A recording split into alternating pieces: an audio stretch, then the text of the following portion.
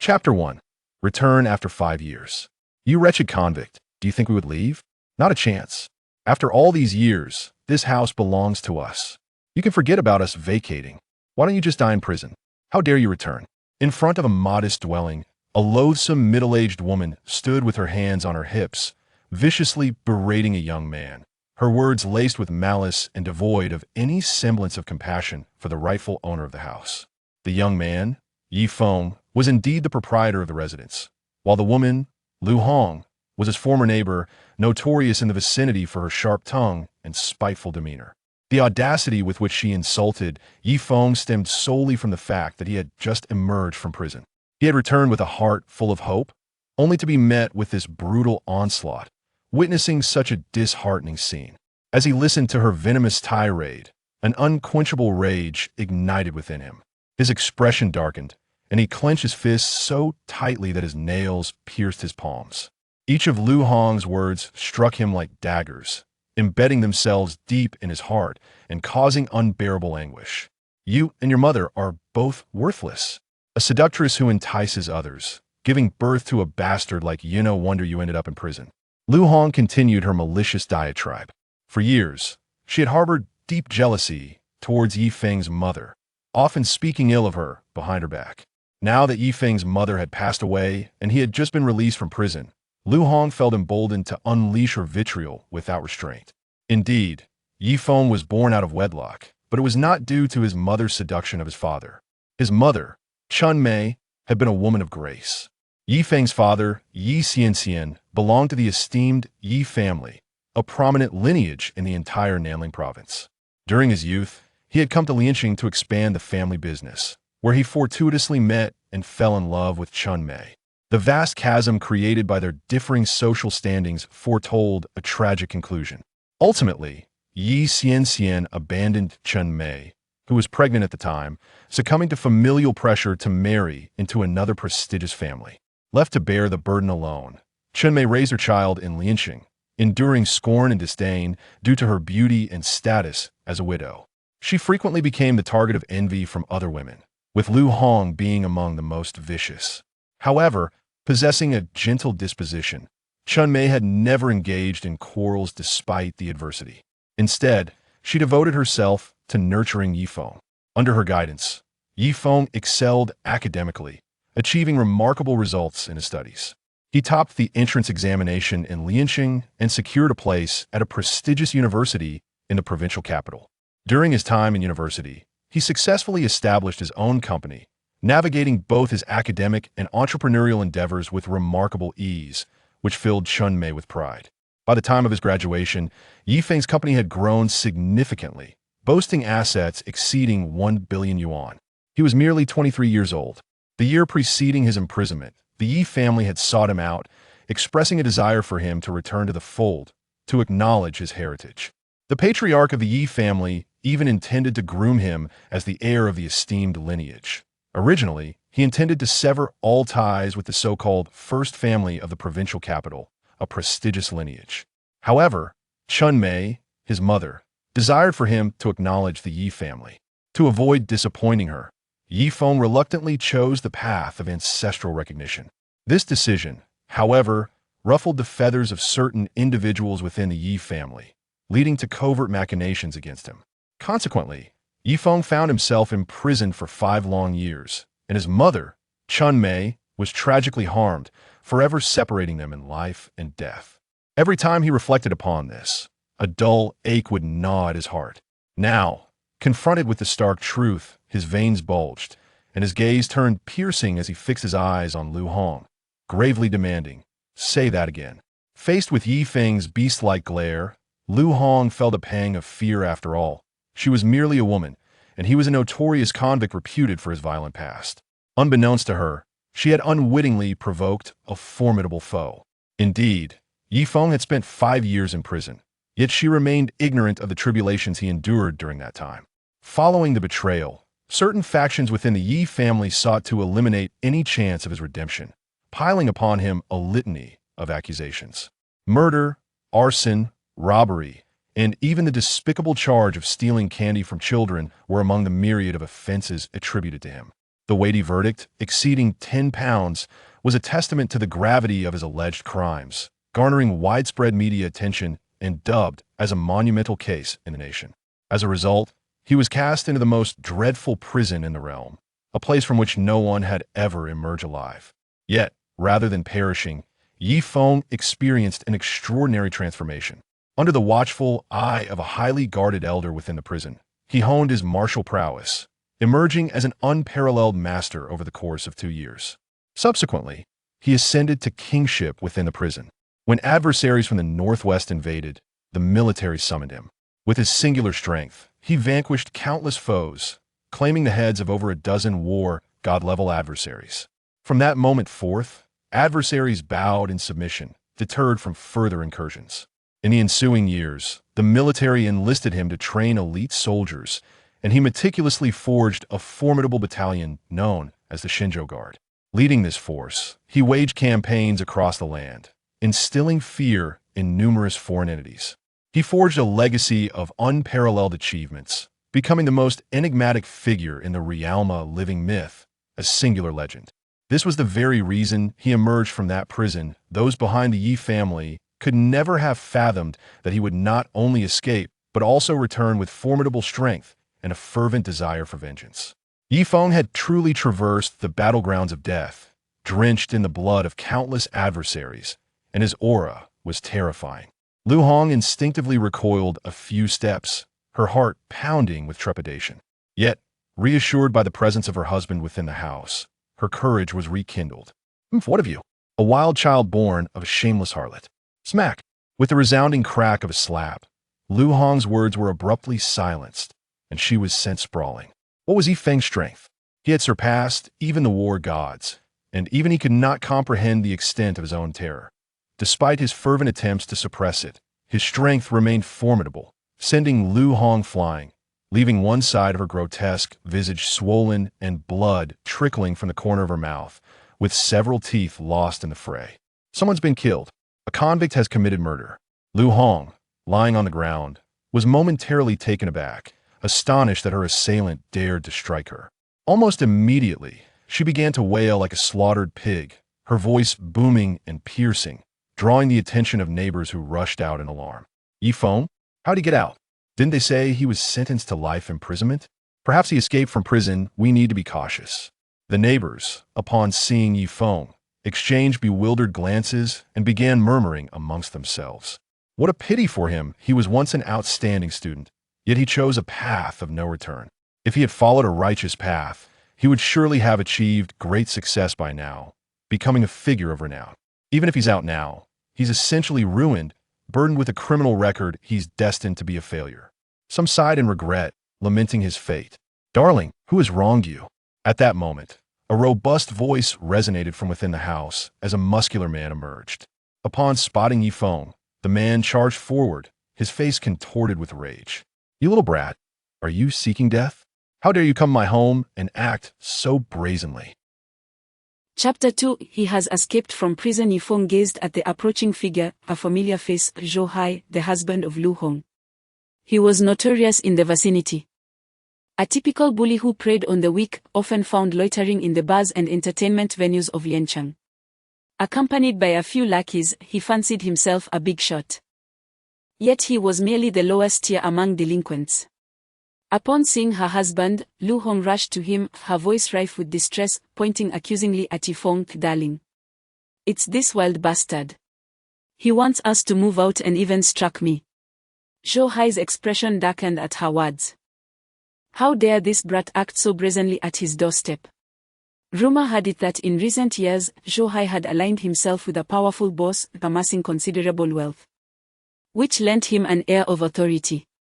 While the charges against Yifeng might sound alarming, to someone like Zhou Hai, he was merely an ex-convict. And fear was not in his repertoire. This was tantamount to courting death. Zhou Hai lunged forward, fists raised, a cold smirk playing on his lips. In his eyes, Yifeng's lean physique suggested he was not a formidable opponent, likely incapable of enduring even a single blow. His reputation on the streets stemmed from his ruthless disposition and fighting prowess, which had caught the attention of a local underworld leader. elevating him to the status of a minor enforcer. Zhou Hai was the local tyrant, and Yifeng was in for a world of trouble. Onlookers shook their heads in dismay, convinced that Yifeng would suffer greatly at Zhou Hai's hands. Lu Hong wore a smug expression. Well aware of her husband's propensity for violence, a mere strike could lead to hospitalization, or worse, incapacitation. Yifeng chuckled derisively. How dare this trash provoke him? He remembered a time when he had been invited by the military to the highlands of the northwest, where he had effortlessly slain a warrior of legendary caliber with a single stroke. How could he possibly regard a mere Zhou Hai with any seriousness? With a slight shift of his body, he easily evaded the incoming attack and retaliated with a swift slap across Zhou Hai's face. The resounding crack echoed as Zhou Hai stumbled back, a vivid red imprint blooming on his cheek. Regaining his footing, Zhou Hai's fury erupted. He drew a dagger from his waist, eyes glinting with malice as he charged at Yifeng. You are courting death, you wild brat. As Zhou Hai closed in, Yifeng smirked coldly, deftly seizing his wrist and twisting it with force. Zhou Hai's expression froze in shock. Oh! He cried out in a harrowing scream, accompanied by the sound of cracking bones, the agony contorting his features. Soon, beads of sweat began to trickle down his forehead. How could this be? The pain was immense. And he clenched his teeth, unable to fathom how his opponent possessed such strength. Trash! Yifeng scoffed, delivering a powerful kick that sent Zhou Hai flying, crashing heavily against a nearby wall. With a resounding thud, he collapsed onto the ground, rolling back and forth, emitting pained groans. The crowd stood in stunned silence. Even Lu Hong covered her mouth in disbelief at the scene unfolding before her. Yifeng approached Zhou Hai step by step, enduring immense pain. Yet Zhou Hai trembled in fear and stammered, What do you want? Before Yifeng could utter a word, Lu Hong, embodying her unruly nature, shouted to the bystanders, A murder has occurred. A convict has committed murder. The crowd began to murmur in response. They had never suspected Yifeng to be such a person, who would have thought him so ruthless. Indeed, it was said he had been imprisoned for murder. And now he was out in such a short span of time. Soon, people began to point fingers at Yifeng, particularly the gossipy women. Yifeng paid no heed to their chatter, they were merely pretending ignorance while being opportunistic. He turned coldly to Zhou Hai and commanded, Now, immediately remove your belongings from my house.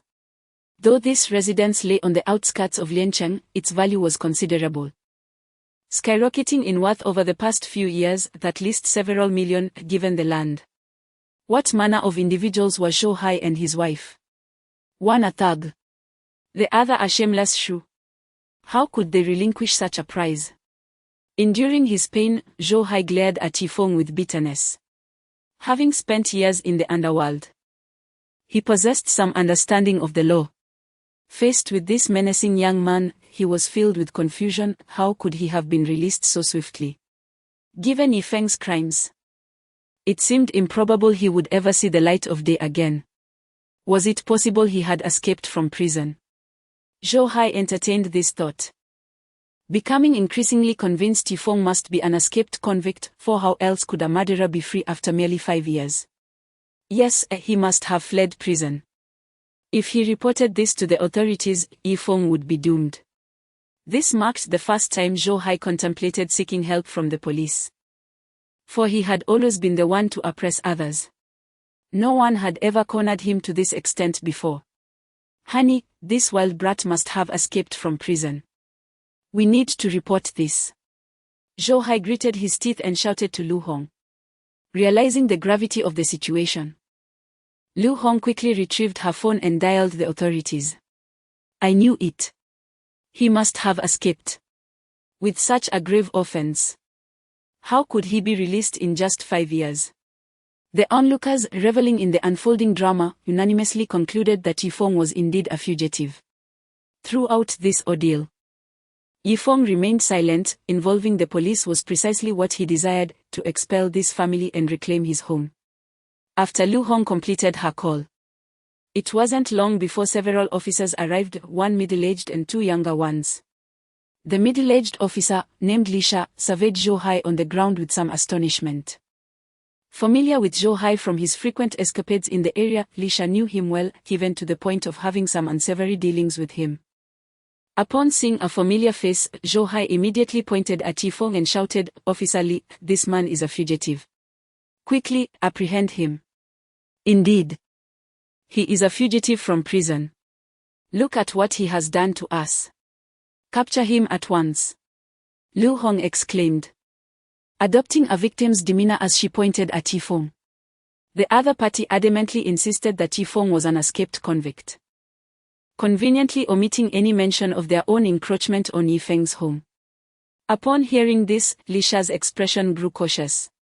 Without further inquiry, he produced a pair of handcuffs and approached, seizing Yifeng's arm with the intent to restrain him.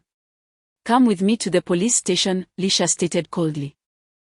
If Yifeng were indeed a fugitive, it would be a significant achievement for him; even if not, it would still serve to appease Zhou Hai. He could always release him later, as he would not suffer any repercussions. Furthermore, given that the other party had assaulted someone in public, he had ample justification to detain Yifeng, leaving no room for hesitation. "I am not a fugitive. Besides, why don't you inquire about what has transpired here?" Yifeng raised his hand to evade the cold handcuffs and his expression darkened. He realized that Li Sha was clearly familiar with Zhou Hai and intended to take him away under the guise of resolving Zhou Hai's issues. "What proof do you have?" Li Sha scoffed. Yifeng retrieved a release certificate from his bag and handed it over, stating, "It is true that I have served time, but I have been released. You have no grounds to detain me." Li Sha glanced at the release certificate and then solemnly remarked, "It seems your malevolent nature has not changed. You have just been released from prison and already resorted to violence. You will still come with me to the police station. Handcuff him and take him back." Zhou Hai, witnessing this, let out a sigh of relief, secretly pleased. "Humph, you think you can compete with me? I'll make sure to deal with you inside."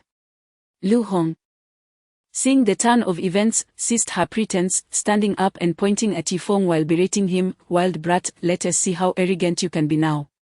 Yifeng's expression turned icy. It was evident that Li Sha was in cahoots with Zhou Hai, the veritable den of snakes and rats. Chapter 3. Do not come any closer. Two police officers rushed forward, brandishing gleaming handcuffs, reaching out to apprehend Yifeng. Before stepping out, Yifeng had silently vowed never to wear those restraints again. With unwavering determination and considerable prowess, he deftly sidestepped the two officers. Li Sha furrowed his brow upon witnessing this. It was clear that Yifeng was resisting arrest, the direct affront to his authority. "How dare you defy the law?" Li Sha glared at Yifeng, his expression darkening. "Huh? You presume to take me to the police station without even understanding the situation. Where is the sense in that?" Yifeng retorted with a cold smirk. "Seeking death." Li Sha had no intention of reasoning with a convict. He drew his baton and swung it forcefully toward Yifeng. In his eyes, the adversary was merely a young man, slender and seemingly frail, incapable of withstanding such a strike. However, Yifeng's patience had reached its limit. Instead of evading, he retaliated with thunderous force, delivering a kick that sent Li Sha sprawling. With a cry, Li Sha was hurled backward, crashing to the ground. Blood spewing from his mouth, his pallor indicating that he had sustained serious injuries. Yifeng's strength had surpassed that of a seasoned warrior. This kick was but a fraction of his true power, otherwise, Li Sha would have already met his demise. The other two officers, witnessing this spectacle, charged forward, intent on subduing Yifeng, yet they too were effortlessly sent flying by his swift kicks. The onlookers were left in a state of disbelief, astonished that the seemingly frail Yifeng could so effortlessly incapacitate three trained officers. Ultimately, his true nature could not be concealed, having just returned. He dared to assault law enforcement, revealing his ruthless disposition, unmistakably a man of ill repute. The authenticity of his release papers was now in doubt. How could a murderer simply walk free? Lu Hong's words resonated. He must truly be a fugitive. Murmurs of suspicion circulated among the crowd. Yet some defended Yifeng, recalling his previous commendable character. "This boy has always been exemplary. I refuse to believe he could commit murder." Indeed, Yifeng is gentle by nature, or how could he possibly engage in such heinous acts? His confrontation with Zhou Hai was purely in self-defense against unlawful encroachment, others chimed in, quietly advocating for him. Despite their convictions, the innate instinct for self-preservation prevailed, and none dared to voice their support openly. Zhou Hai was not to be trifled with. And neither was Li Sha, both embodying a cautionary approach to the unfolding drama. Zhou Hai and his wife stood in stern silence, astonished that Yifeng would dare to strike an officer. However, soon after, their astonishment transformed into elation. The assault on Li Sha signified a rebellion against the authorities. Whether Yifeng had emerged lawfully or as a fugitive was now of little consequence. He would undoubtedly venture inside once more, perfectly aligning with Zhou Hai's intentions. Once the other party entered, this house would rightfully belong to him. All he needed to do was await the demolition, after which he would claim the compensation, rendering the entire affair a muddled account. No one would dare to extract a single penny from him. Moreover, Li Sha was not an individual to be trifled with. Offending him could very well jeopardize one's life. Contemplating this, Zhou Hai completely disregarded his pain, allowing a sinister smirk of triumph to emerge. Li Sha, having been sent flying by Yifeng's kick, felt instantly humiliated.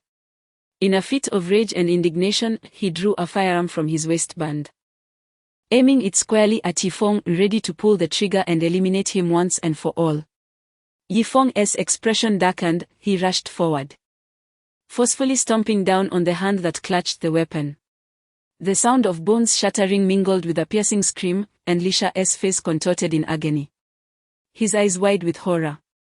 Yifeng remained expressionless, his heart as tranquil as a still lake, and with a swift motion, he twisted his foot again, eliciting another howl from Li Sha as the gun clattered to the ground. Under the tutelage of an elder in prison, Yifeng's prowess had reached unparalleled heights. He could effortlessly dispatch even those of godlike strength. How could he possibly be threatened by a mere firearm? The assailant had acted without hesitation, brandishing the weapon with intent to harm, inciting Yifeng's ire, and he had no intention of showing mercy. Were it not for the presence of numerous familiar neighbors, he would have already turned Li Sha into a lifeless corpse.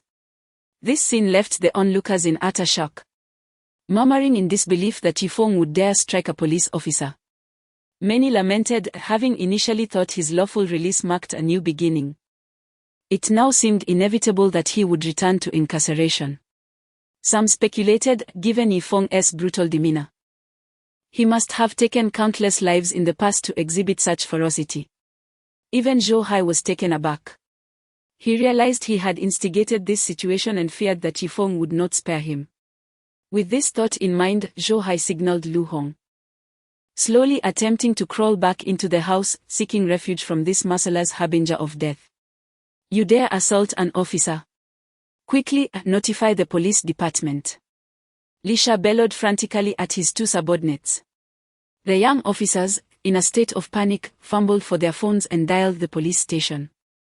Yifeng paid no heed to Li Sha's agonized cries. Should a higher-ranking individual arrive, it would be advantageous to settle matters regarding his house. If the incoming personnel were of Li Sha's ilk, he would not hesitate to further deal with them. He turned his focus to Zhou Hai, who trembled in fear. Didn't he come any closer? Zhou Hai's voice quivered with terror. He could hardly fathom that this seemingly refined and slender wildling possessed such formidable strength. Fear began to envelop him. He had always been the one to instill dread in others, forcing them to kneel and plead for mercy. Never did he imagine he would find himself in such a humiliating position, fleeing in utter disarray. Yifeng looked down from his elevated position, a hint of a smirk playing at the corners of his mouth as he coldly inquired, "So, what will it be? Will you move or not?" Zhou Hai, his face a mask of terror, instinctively shuffled backward, casting a glance around to see the neighbors whispering and pointing. Suppressing his fear, he shouted defiantly, "On what grounds?" This retort only served to amuse Yifeng, who responded by delivering a swift kick that sent Zhou Hai flying. "On what grounds? You dare question my ownership of this house?" he retorted, following up with another kick. Zhou Hai was not only notorious in the vicinity for being a bully but also known for his resilience. With impending demolition on the horizon, he was unwilling to relinquish the property easily. After all, it represented several million yuan, a sum many would toil a lifetime to earn. In his heart, Zhou Hai seethed with resentment, cursing the day Yifeng had emerged from prison to disrupt his plans. As he observed Yifeng approaching, fear finally gripped him. Quick-witted yet stubborn, he blurted, "Your mother sold the house to us years ago. Do you intend to reclaim it?" Yifeng frowned, unable to fathom the truth of Zhou Hai's claim. If Chen Mei had indeed sold the house, he would have been privy to such a transaction. Sensing Yifeng's skepticism, Zhou Hai quickly added, "I have the sales contract." "Very well, go fetch it. I'm curious to see when my mother supposedly sold the house to you." Yifeng replied with a cold chuckle. A flicker of hope ignited in Zhou Hai's heart. His preparation had not been in vain. Having heard rumors about the impending demolition, he had taken the precaution of forging a property sale contract, confident it would secure him the compensation. With Chen Mei deceased, the handwriting could never be verified. In a flurry of panic, he stumbled into his home to retrieve the fabricated document. Just then, a black sedan pulled up outside, and several uniformed officers approached. It was Director Zhao. Li Sha's spirits lifted, a sinister smile creeping across his face. This time, he was determined to make an example of Zhou Hai, taking him back to the police station to ensure he faced the consequences. Chapter 4: Are you teaching me how to handle things? Director Zhao. Upon noticing the newcomer, Yifeng furrowed his brow and turned to the source of the voice. Approaching him was a middle-aged man clad in a uniform, his countenance dark and imposing. Although Yifeng did not recognize him, he was taken aback by the man's considerable prowess, having reached the rank of a martial arts king. Such strength would indeed be remarkable in the eyes of the average person, however, to Yifeng, who could effortlessly slay even demigods, it was akin to that of an ant.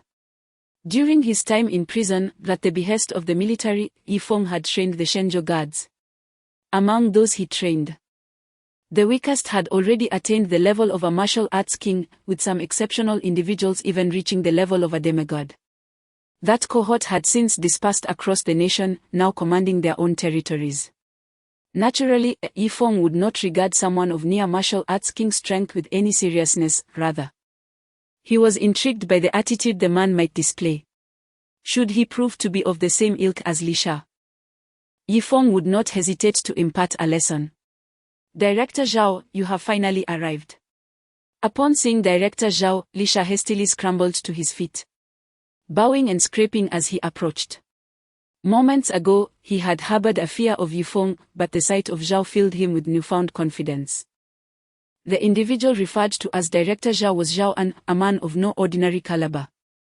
He was originally a member of the military's special forces but had retired due to injury, subsequently becoming the deputy director of the Liancheng Police Department. Zhao An cast a disdainful glance at Li Sha, noting his limp, drooping arm. His years of military service had trained him to recognize the signs of a fracture with ease.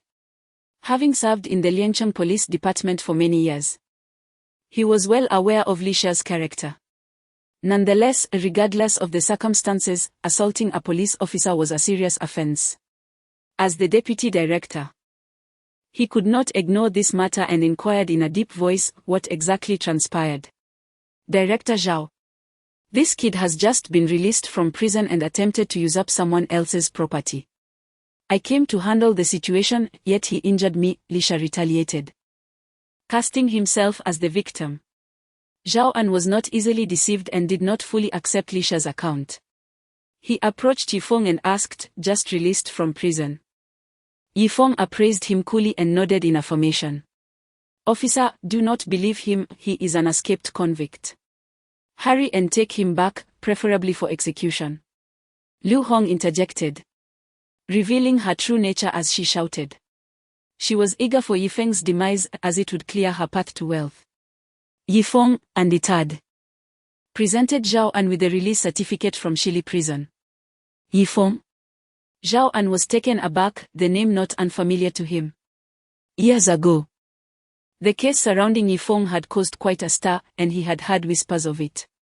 Upon noticing the document was issued by Shili Prison, his expression shifted dramatically as disbelief washed over him. While others may have never heard of Shili Prison, Zhao An was acutely aware that it was the most notorious prison in Shenzhou, located in the vast, desolate northwest. It housed the most heinous criminals and martial arts experts, known as the death prison from which even a virus could not escape. In the past, Zhao An's unit was stationed at Shili Prison, where they had never witnessed a release in the 3 years of their deployment. Upon seeing the release certificate presented by Yifeng, he found it hard to believe that someone could actually walk out alive from such a place. However, upon glancing at the broken bones of Li Sha, he quickly came to a realization: the young man before him was undoubtedly formidable. Within those prison walls, there were no shortage of skilled individuals. Even a soldier of the highest caliber might not guarantee victory against the inmates housed there, let alone someone as worthless as Li Sha. He meticulously examined the release certificate, confirming its authenticity beyond doubt. It was certainly not a forgery. Although nearly a decade had passed since his retirement, he remained intimately familiar with the special seal affixed to the document. Given that the release was lawful, he had no grounds to detain Yifeng, and he began to regard Yifeng with a newfound respect, no longer viewing him with disdain. Noticing Zhao An's hesitation as he scrutinized the release certificate, Li Sha grew increasingly anxious. "Director Zhao, you needn't look any further. This fellow assaulted an officer. Just cuff him and take him back to the station," he insisted. Zhao An, already disinterested in Li Sha, felt his temper rise at such insolence. "What business is it of yours to instruct me?" "Step aside," he retorted coldly. Li Sha was momentarily rendered speechless, trembling and hesitant to continue his protest. Observing this, Yifeng's impression of Director Zhao improved significantly, at the very least. He discerned that Zhao An was not of the same ilk as Li Sha and Zhou Hai. "Your documents are in order," Zhao An stated, returning the release certificate to Yifeng before inquiring what exactly transpired. Before Yifeng could respond, Lu Hong rushed forward, eager to voice her grievances. "Director Zhao, you must understand. Not only does he wish to seize our property, but he has also assaulted us." Hearing this, Zhao An raised his gaze to assess Yifeng, feeling a sense of caution within. The inmates at Shili Prison were notorious for their brutality. Inflicting injury was not a trivial matter, and murder was hardly considered significant.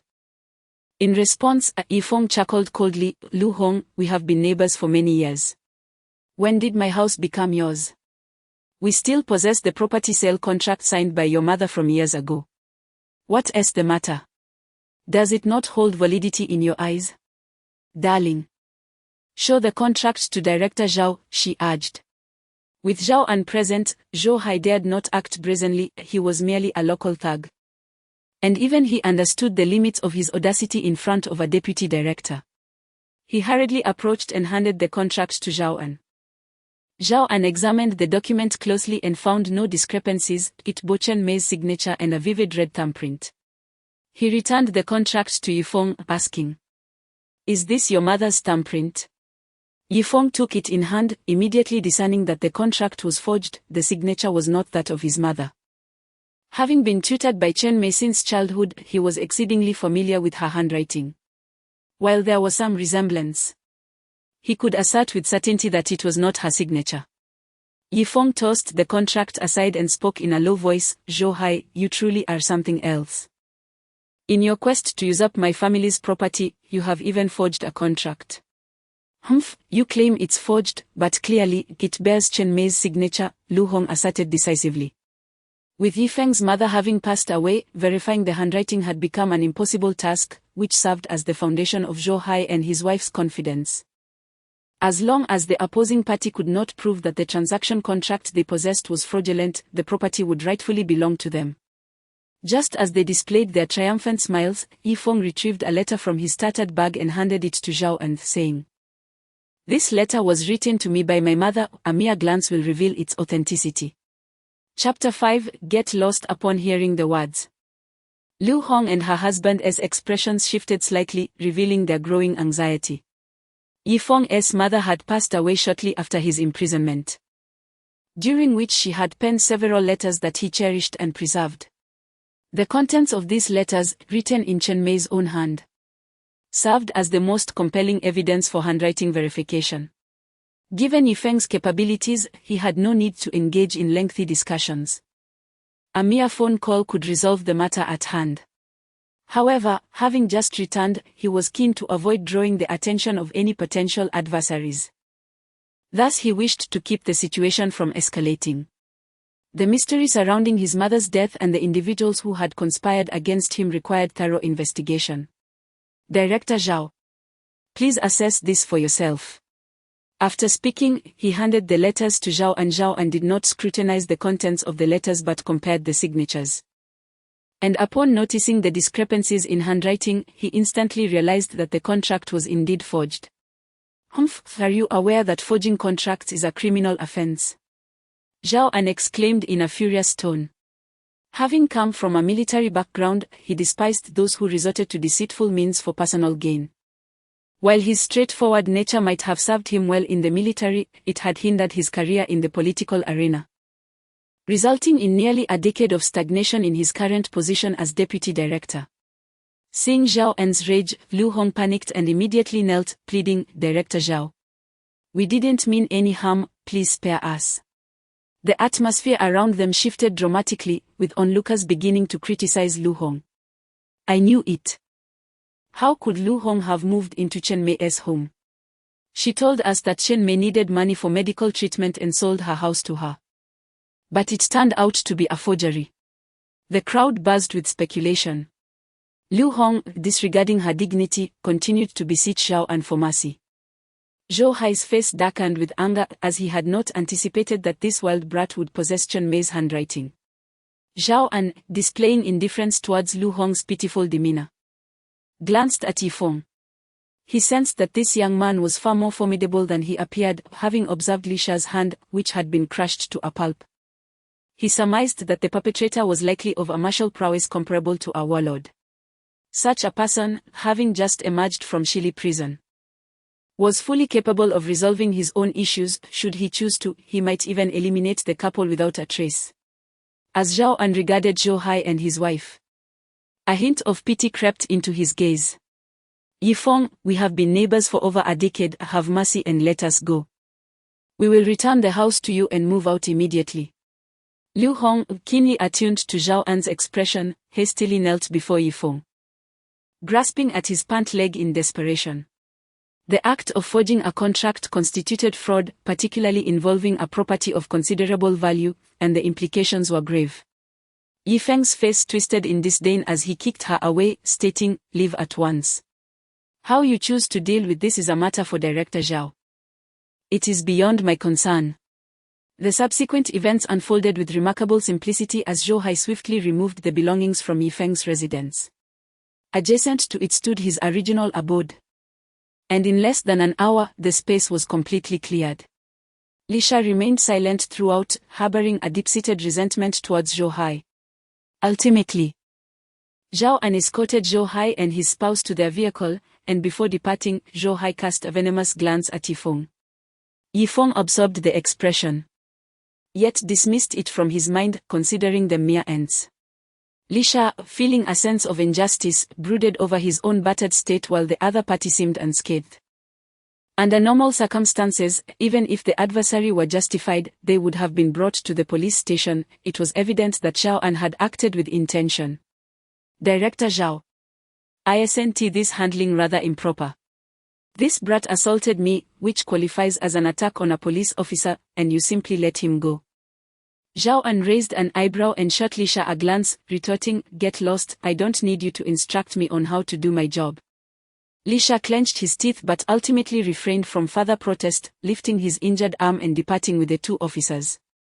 Had Yifeng been an ordinary individual, Zhao An would undoubtedly have taken him in, considering the gravity of the assault on an officer. However, Yifeng had emerged from Shili prison, and his formidable presence warranted careful consideration. Zhao An, having previously been stationed at that prison, understood its inhabitants well, despite their criminal status. It was a veritable den of hidden talent. To survive 5 years within its confines and emerge unscathed was a feat he had never witnessed before. Curiosity about Yifeng began to stir within him. "Mr. Yi, here is my business card. Should you require assistance in the future, feel free to reach out." Just as Yifeng was about to enter his home, Zhao An approached, extending a card. Taken aback, Yifeng paused, accepting the elegantly simple card and placing it in his pocket. "Thank you for your assistance today, Director Zhao," he replied with a broad smile. Yifeng held a favorable impression of Zhao An, appreciating that today's matters had not left him disappointed. "It's a trivial matter. But I hope you can conduct yourself with decorum in the future. I shall take my leave now." This statement bore both a note of counsel and a hint of warning. With that, Zhao An turned and walked towards the sleek black car. As the engine roared to life, the vehicle departed, taking Zhou Hai and his spouse away. After watching them leave, Yifeng stepped into the long-abandoned house. Although Zhou Hai and his wife had resided there for some time, the layout remained unchanged, indicating that their stay had been brief. However, the possessions left by him and his mother had vanished, leaving the space desolate. Before enrolling in university, Yifeng had lived here, only departing for the provincial capital to pursue his studies, thus distancing himself from Liancheng and this home. This place held a multitude of memories for him, with every corner echoing his reminiscences of his mother. In the hall and the kitchen, the echoes of his mother's presence seemed to linger, stirring memories within Yifeng. As he recalled this place, tears welled in the corners of his eyes, cascading down his cheeks. His mother had raised him alone, enduring countless hardships. And he never imagined that while he languished in prison, she would also depart from this world. In that moment, Yifeng clenched his fists tightly, an overwhelming fury surging within him. The Yi family shall pay for this. As hatred took root in his heart, the fervent desire for revenge enveloped his entire being, consuming him like a vast ocean. "Shao Feng, is that you returning?" An aged voice called from outside the door, interrupting Yifeng's reverie. He composed himself, rubbed his eyes, and straightened his demeanor before opening the door. Standing there was an elderly woman, nearly 60 years of age. Chapter 6, Mother and Daughter. Six Granny. Yifeng exclaimed in surprise. The newcomer was his neighbor, an elderly woman known as Six Granny, who also resided in the same alley. After Chen Mei separated from Yi Xianxian, Yifeng had just been born, and her life was undoubtedly fraught with difficulties. During that time, Six Granny provided substantial assistance to their family and became one of Chen Mei's closest acquaintances in the alley. "Is it truly you, Shao Feng?" Six Granny's weathered face lit up with joy upon seeing Yifeng, as she eagerly grasped his arm, seemingly trying to confirm his identity. Having watched Yifeng grow up, it was evident that her happiness was genuine. "Yes, Six Granny, please come in and have a seat." Yifeng helped her into the living room, where she settled on the sofa. After a series of warm exchanges, Yifeng inquired about his mother. It turned out that after Yifeng was imprisoned, his mother had traveled to the provincial capital. Uncertain of what transpired during her visit, she returned looking significantly frailer. Soon after, she fell gravely ill and passed away a few months later. Yifeng needed no further contemplation to surmise that his mother had indeed gone to the Yi family. He could easily predict that those individuals would never let her off lightly, and he could vividly imagine the humiliation she had endured. His mother had always been in good health, the notion that a serious illness could take her life was utterly implausible to him. Moreover, the timing of her demise, coinciding with her return from the Yi family, could not be mere coincidence. The name Yi family stirred a tempest within Yifeng's previously tranquil heart, his fists clenched tightly, nails digging into his palms without him even noticing. Tears streamed down uncontrollably. Even in the face of the most hardened prisoners in the Westly prison or the formidable foreign forces outside the Northwest Gate, he had never shed tears from fear. Yet, the thought of his deceased mother overwhelmed him with a tumult of emotions, and he could no longer contain the profound sorrow that engulfed him. Seeing this, Six Granny's heart also ached. What a wonderful woman she was, so refined and gentle, how could she simply vanish? With a gentle sigh, she continued, Xiaofeng. It's all in the past now, and the new year is approaching. You should take some time to visit your mother. Yifeng, having lost track of time during his journey home, realized it was already the 20th day of the 12th lunar month, with only 10 days left until New Year's Eve. Yes, I will go, he replied, suppressing his tears. Subsequently, Six Granny provided him with the precise location of the cemetery, situated in the western outskirts of Liancheng. Six Granny. Were you the one who arranged my mother's funeral when she passed? Yifeng asked earnestly. Six Granny shook her head. At that time, a beautiful young woman came to handle the arrangements. A beautiful young woman? Yifeng queried. Do you know her name? Shaking her head again. Six Granny admitted she had not inquired about the young woman's identity. Yifeng sighed, refraining from pressing further. After escorting Six Granny out, he prepared to purchase some offerings for his visit to the grave. Yifeng's current residence was also in the western outskirts of Liancheng, not far from the cemetery. Merely a few kilometers away. The time was still early, just past noon, and there was still an opportunity to visit. Unable to contain his curiosity, he made his way to the cemetery. At the entrance, he purchased incense and a floral wreath from a shop. His mother's grave was situated at the heart of the cemetery, on a hillside offering a panoramic view of the scenery below. According to feng shui principles, it was an exceptionally auspicious burial site. To his surprise, upon reaching his mother's tombstone, he found the incense still burning alongside some fruit offerings and a floral arrangement. Clearly, someone had recently come to pay their respects. Having grown up with his mother in Liancheng, Yifeng had never heard of any relatives in the vicinity. Logically, there should have been no one to honor his mother, which made the scene before him all the more perplexing. He quickly glanced down the mountain, where a steady stream of visitors carried offerings up and down the winding road.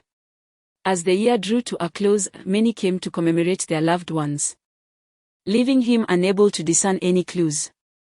Feeling a sense of disappointment, Yifeng arranged the fruit he had brought and lit the incense. He wiped the tombstone clean and then crouched down, gazing at the black and white photograph embedded within. His spirits plummeted once more, overwhelming waves of sorrow engulfing him, drowning his body and soul. In that moment, he resembled a solitary child yearning to see his mother once again, longing for a few words with her. Wishing to hear her gentle, caring chatter, yet knowing that such opportunities were forever lost to him.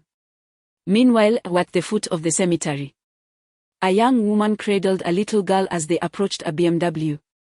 The woman was strikingly beautiful, her figure graceful, skin as fair as snow, with long hair cascading over her shoulders.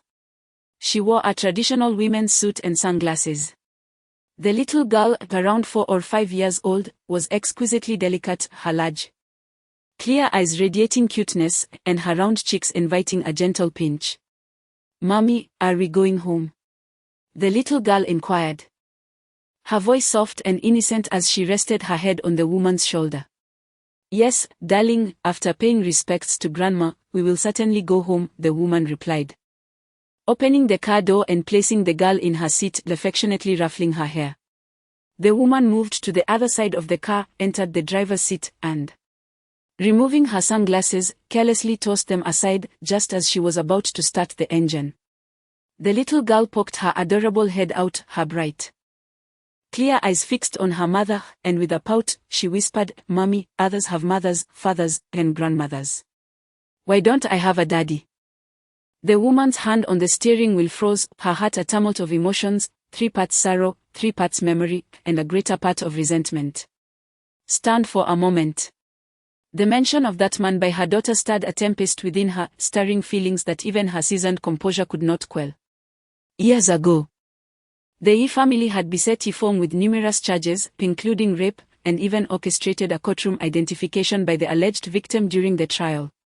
Yifeng, unable to defend himself against such baseless accusations, had to bear the weight of these unsubstantiated crimes. It was only when the news broke that Lu Yining discovered that the man she had loved so deeply was, in fact, such a person. Consequently, She resolved to end the relationship, refusing to forgive Yifeng any longer. Yet a month later, she discovered she was pregnant.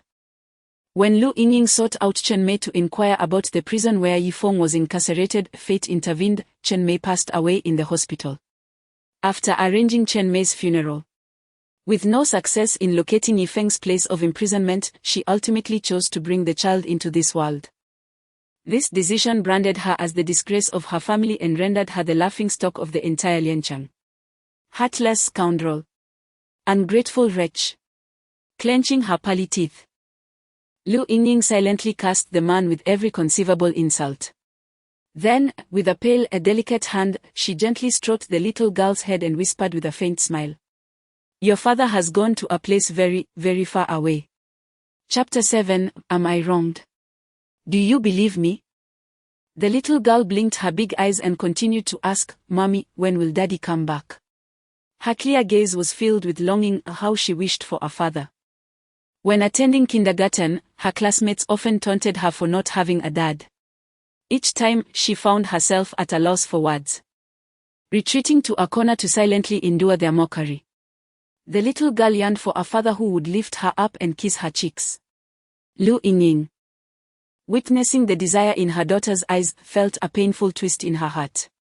Countless times, the same question had been posed, and she could not bear to extinguish her daughter's hope. Leaning down, she gently kissed the little girl and said, "Your father will surely come back one day. And he will bring many gifts for Coco." "Mommy, is that true?" The little girl's eyes sparkled with excitement, her innocent cheeks brimming with hope. Lu Yingying forced a smile. Fully aware that such a reunion was impossible, the man had committed heinous crimes and was sentenced to life imprisonment. She had no idea where he was serving his time. Nor would he return. Even if he did, she could never forgive him. Nevertheless, she comforted her daughter, saying, "How could Mommy ever lie to Coco? Now, let us go home." "Okay, I will listen to Mommy," the little girl obediently nodded. As the roar of the car engine echoed, they drove along the winding road, disappearing into the distance. Once a person departs, no matter how profound the emotions, they cannot be expressed, leaving only eternal regret. On the mountain, Yifeng knelt silently before the grave, resembling a helpless child, disheveled by the wind, lost and bewildered. Strong as he was, he had never flinched in the face of an enemy, yet at this moment, he could no longer suppress the torrent of emotions within him. He longed to tell his mother that he had not committed murder, nor had he perpetrated those atrocious crimes. Her son, far from succumbing to despair in prison, had fought valiantly for his country, achieving glorious feats that made the enemy tremble. He remained the son she could take pride in. Yet, all of this was beyond her reach, she could neither hear nor see it. Time slipped away, and eventually, Yifeng emerged from his overwhelming sorrow. By the time he left, dusk had settled in. The southern winter lacked heavy snowfall. It seemed that even heaven sensed Yifeng's grief, as the cold wind carried a fine drizzle, gently brushing through the mountains, biting and chilling. Yifeng tightened his thin coat against the rain, descending the mountain in solitude, his journey echoing the loneliness of his future life. Upon returning home, the sky had darkened, and the surrounding houses gradually illuminated with warm lights. No sooner had he settled down than a knock resounded at the door. Yifeng hurried to answer it, revealing a graceful girl standing before him. He recognized her. She was Luo Yan, the granddaughter of Lupa. Her parents worked in the provincial capital, and she had lived with Lupa since childhood. Now, she was studying at university in the provincial capital, attending the same institution Yifeng had attended years ago. From childhood to adulthood, Yifeng has always been an exemplary student, bringing great pride to his mother, and has long been Chen Mei's most cherished asset. This neighborly elder brother has thus become a benchmark in Luo Yan's heart, a figure of idolization. However, she never anticipated that 5 years ago, the brother she respected and admired would become a reviled murderer. At this moment, her emotions were complex. She could not bring herself to believe that the gentle brother she once knew could be a remorseless criminal. Yet, a reality was undeniable. As these thoughts crossed her mind, She felt a wave of despondency, sadness, and a tinge of fear. Yifeng, too, was taken aback. They say that girls transform significantly as they grow, and indeed. The little girl from back then had blossomed into a graceful young woman. Xiaoyan. Yifeng interrupted her reverie, bringing her back to reality in an instant. Brother Feng. My grandmother asked me to bring you some food. Only then did Yifeng notice that she was holding a container of freshly prepared dishes, still steaming with warmth. Thank you. He replied gratefully, accepting the food from Luo Yan's hands. Having just returned and feeling rather hungry, he found it difficult to prepare a meal at the moment. Would you like to come in and sit for a while? Yifeng offered with a gentle smile, his demeanor as warm as ever. Complemented by his handsome features that exuded a comforting aura. After a brief moment of contemplation, Luo Yan nodded, albeit stiffly, and stepped inside. Make yourself at home. Yifeng said casually. Luo Yan had matured, she was no longer the naive girl who trailed behind Yifeng, incessantly asking questions. She settled onto the sofa, straightened her posture, and looked at her neighbor with a hint of nervousness and apprehension. Even at her prestigious university, Zhonghai University, Yifeng was regarded as a legend. By his sophomore year, he had already embarked on entrepreneurial ventures, and by graduation, his worth had soared to nearly $1 billion. How could such an outstanding individual be implicated in wrongdoing? Luo Yan discreetly observed Yifeng. After his prison ordeal, he sported a short haircut. Although he appeared spirited, his worn white jacket and tattered pants spoke of his misfortunes. Unaware of her silent musings, Yifeng, having just returned to Lian City and only eaten a few buns that morning, felt famished after a long day. The aroma of the food was irresistible. He paid no heed to his image, devouring the rice with gusto, oblivious to Luo Yan's peculiar expression beside him. After a lengthy silence during which she hesitated to speak, Luo Yan finally mustered the courage to ask, Brother Feng, did you really commit those acts? Upon hearing her question, Yifeng slightly raised his head, chewed the food in his mouth, swallowed, and instead of providing a direct answer, asked, do you believe it? Lowering her gaze, Luo Yan pondered for a moment before looking up, her eyes sparkling with conviction as she stated, I do not believe it. In her heart, Yifeng had always been an admirable person, entirely incapable of committing heinous acts. Furthermore, the accounts of Yifeng in the news seemed utterly absurd, bearing no resemblance to the brother she had known since childhood. Yet, she still yearned for Yifeng's affirmation. Yifeng smiled lightly and then said, I have been wronged. Upon hearing Yifeng's explanation, Luo Yan felt an instant sense of relief within her heart. Her exquisite cheeks revealed a joyful expression, and her demeanor towards Yifeng became more natural. I knew you were not that kind of person, Brother Feng. It is rare to have someone who believes in him unconditionally, and Yifeng's spirits began to lift. Regardless of whether I am that kind of person or not, I would never harm you, Yifeng declared seriously as he finished the last bite of his meal and placed his utensils on the table. Luo Yan responded, a hint of a smile gracing her lips. Brother Feng, are you still hungry? I can get you more food. No need. Yifeng replied with a gentle smile. Well, I shall take my leave then. As Luo Yan picked up her utensils and moved towards the door, she turned back and asked, Brother Feng, with the new year approaching, why don't you accompany me tomorrow to prepare for the festivities? Yifeng initially intended to decline, but noticing the lack of supplies around him, he readily agreed, all right. Let us go out together tomorrow. Chapter 8, The Innocence of Youth. Though the southern weather lacked the heavy snow of winter, it was decidedly chilly, particularly after a light rain that left one shivering. The house was desolate, devoid of even a blanket, and initially, I contemplated venturing out to procure bedding. Just then, Luo Yan entered, bringing with her a set of blankets. After a brief exchange of pleasantries, she departed in haste. That night, enveloped in the fragrant warmth of the blankets, Yifeng drifted into a peaceful slumber, more serene than he had experienced in a long time. The following day, Luo Yan returned to Yifeng's abode, and together they tidied the place, restoring its orderliness. despite the years that had passed since their last meeting. Luo Yan's spirits lifted upon realizing that Yifeng was not the criminal the townsfolk portrayed him to be.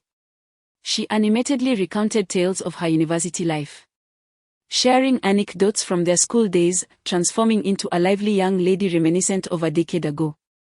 After spending over an hour, they finally rejuvenated the somewhat dilapidated house, leaving the air feeling fresh and invigorated. All done, Brother Feng. Let us venture out to buy some New Year's goods, Luo Yan exclaimed, wiping the beads of sweat from her forehead with a cheerful smile. Very well, we shall head out shortly, Yifeng replied with a gentle smile. They began to gather their belongings, Luo Yan changing into a fresh set of casual attire and donning a jacket, while Yifeng remained in his worn clothing. Unfazed by the curious gazes of others, he mounted his electric scooter and set off towards the urban center of Liancheng. Although Yifeng's home was situated on the outskirts, it was merely a couple of kilometers from the city center. As the scooter weaved through traffic, they soon arrived in the bustling heart of the city. Liancheng, while classified as a third-tier city in China, had undergone a remarkable transformation due to economic growth over the past few years. Skyscrapers rose from the ground like mushrooms after rain, creating a vibrant commercial landscape. It rivaled even second-tier cities and had attracted numerous renowned domestic enterprises for investment in recent years. Prior to his imprisonment, Yifeng had recognized Liancheng's potential for development and had already put forth investment plans that, regrettably, remained unexecuted due to his incarceration. Observing the flourishing surroundings, it became evident that Yifeng's foresight had been accurate, as his keen business acumen was one of the fundamental elements that would lead to his entrepreneurial success. The Yi family had also nurtured him as a promising business prodigy, hoping he would become the heir to the family legacy. Little did they know, this very promise would plunge him into a world of turmoil, resulting in 5 long years behind bars due to familial strife. Had it not been for an elderly gentleman in the depths of Shili prison who took an interest in mentoring Yifeng, endowing him with extraordinary capabilities, he would have lost all hope of ever seeing the light of day again. As they entered the vibrant urban area, Luo Yan suddenly inquired, Brother Feng, could you accompany me to my school? Yifeng paused, surprised but not opposed, and asked, what do you need to go to school for? I wish to visit my former high school homeroom teacher, Luo Yan replied softly. Certainly. Which school did you graduate from? It was your alma mater. Liancheng Experimental High School. Luo Yan was diligent, her academic performance commendable, having regarded Yifeng as her benchmark since childhood. She had long harbored aspirations of studying at the experimental middle school. Eventually, she gained admission to this institution due to her outstanding grades, though Yifeng had by then already found himself incarcerated. Upon hearing Luo Yan's words, Yifeng hesitated.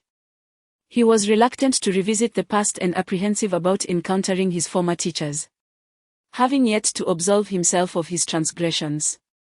He questioned what face he had to present before those who once admired him. In their eyes, he would now be a source of shame rather than pride.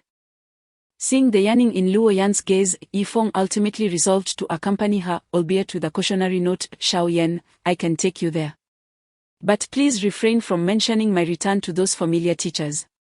Why? Luo Yan inquired, puzzled. Yifeng forced a smile, given my current circumstances. What could I possibly say to them? Understanding his trepidation, Luo Yan nodded in agreement. The pair arrived at Liancheng Experimental Middle School. Yifeng instructed Luo Yan to enter first while he secured his electric scooter at the entrance. Initially, he had no intention of stepping inside, however.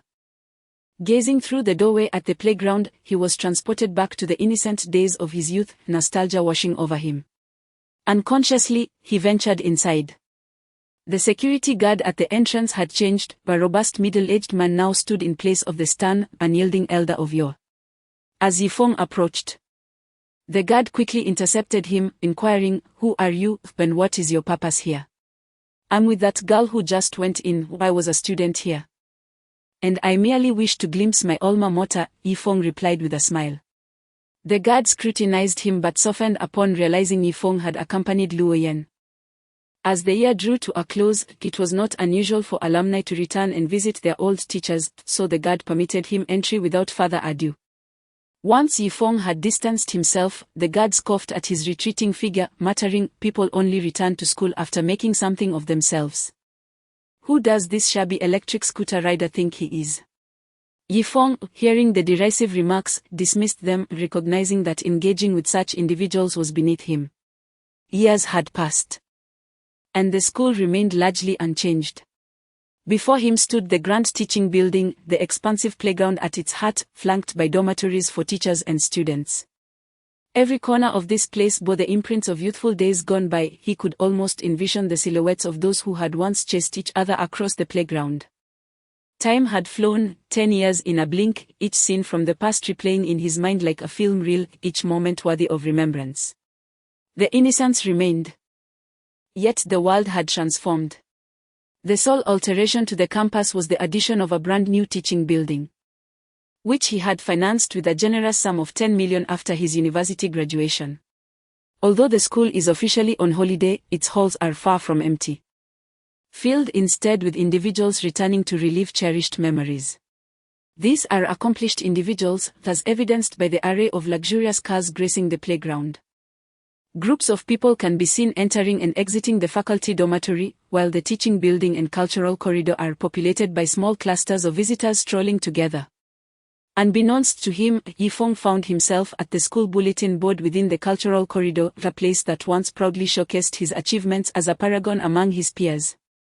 His promotional photographs and accounts of his sponsorship of the teaching building adorned an entire section of the board. Yet now, not a trace of him remains, replaced instead by advertisements for the school and profiles of other distinguished students. At that moment, a few couples approached from behind Yifeng. The man exuded an air of distinction, while the woman flaunted a fashionable appearance. Chapter 9. Funding. These individuals had all achieved considerable success, and upon returning to their alma mater, they were filled with nostalgia. "Ching, I've heard that you've been doing quite well these past few years. Purchasing a house in the provincial capital and even acquiring a new car," one woman remarked enviously at a brilliantly dressed girl. "It's merely a small achievement. Nothing to boast about," the young woman named Ching replied with modesty, though her expression betrayed a sense of pride. She was a well-known streamer, and with the rise of the short video industry, her hard work had earned her millions of followers, indeed granting her a reason to take pride in her accomplishments. "Come now, Ching, spare us your humility. I hear the school has recently rebuilt a teaching building, and you donated 1 million. A man interjected, eager to flatter her.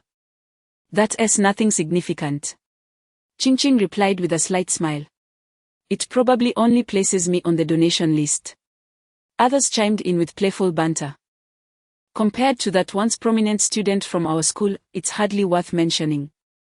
Upon hearing this, the group's expressions shifted. For that former student was indeed a genius and a source of pride for the institution.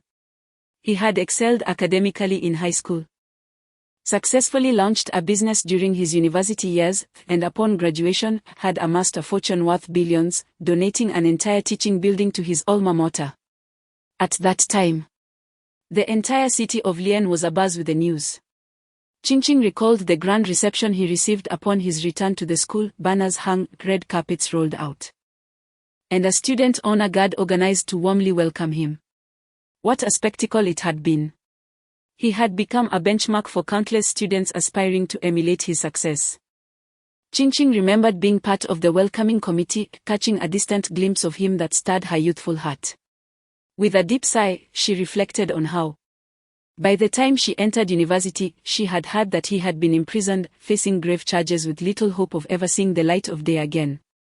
"I heard that Senior is already in prison," a male student scoffed.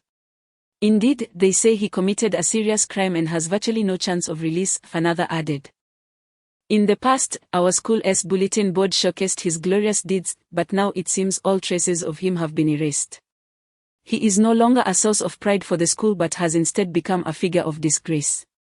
At that moment, Yifeng, who had been listening intently, understood that the disgrace they spoke of was none other than himself, and he couldn't help but perk up his ears to listen. Meanwhile, The girl named Ching Ching furrowed her brow and said, "Please, don't speak nonsense." Aman sneered, "Ching Ching, don't be naive, the news was all over." Ching Ching was well aware of the reports, yet she instinctively believed that the handsome, confident, and composed senior could not possibly be the man they described. For all these years, she found it difficult to accept that such an exceptional individual could have suddenly turned into a murderer. Perhaps it was her past admiration for him that clouded her judgment, making her reluctant to confront such a harsh reality and leading her to harbor a delusion. Enough about others, regardless of the circumstances. They have made significant contributions to our alma mater, Ching Ching remarked softly. I know you once admired that senior, one young man provocatively stated. But his heinous deeds are an undeniable truth. Ching Ching pursed her lips, choosing not to respond further. Sensing she had touched a nerve, a nearby girl quickly changed the subject, saying, "Let us not discuss that anymore, Ching Ching. I heard a senior is planning to donate 8 million. Do you know who it is?" Ching Ching shook her head, replying, "I don't know, I only heard it's someone from a successful cosmetics company and is from the same graduating class as that senior." At that moment, Yifeng halted in his tracks, and the others, engrossed in their conversation, did not notice. The girl named Ching Ching unexpectedly collided with Yifeng. Turning around, Yifeng encountered a man glaring at him, scrutinizing him from head to toe. Despite his tall and handsome appearance, his tattered clothes revealed his impoverished status. The man backed. "Are you blind?" Yifeng raised an eyebrow, replying coolly, "It seems you are the one lacking in vision." The man was about to lash out but glanced at Ching Ching, whose delicate brows were furrowed. He suppressed his anger and coldly remarked, "With such a dismal life, how dare you return to your alma mater?" Yifeng retorted, "How I fare is none of your concern, besides, this place is not your private property, so you have no right to meddle." The man was left speechless, feeling humiliated. Just as he was about to erupt, Ching Ching stepped forward, apologizing, "Senior, I'm sorry, we were inconsiderate." After shooting the man a fierce glare, her expression darkened, prompting him to fall silent.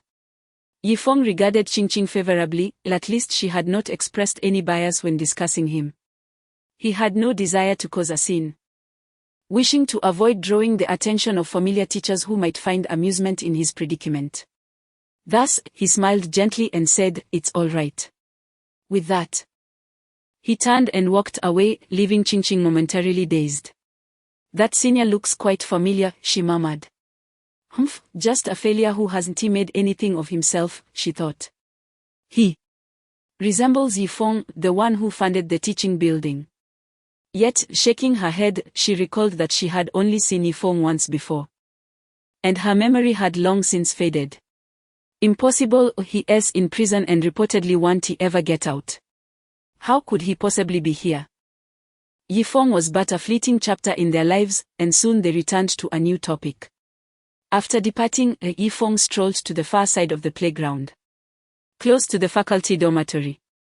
Just as he was about to leave, a youthful voice echoed, causing him to freeze in shock. "Daddy." Upon hearing this, Yifeng looked down to find a delicate little girl, around 4 or 5 years old, tugging at his pant leg. The girl was adorable, with round, sparkling eyes gazing up at him. He was taken aback. How could anyone call him father? With genuine curiosity, he crouched down, revealing a gentle smile, and asked the little girl, "Why do you call me daddy?"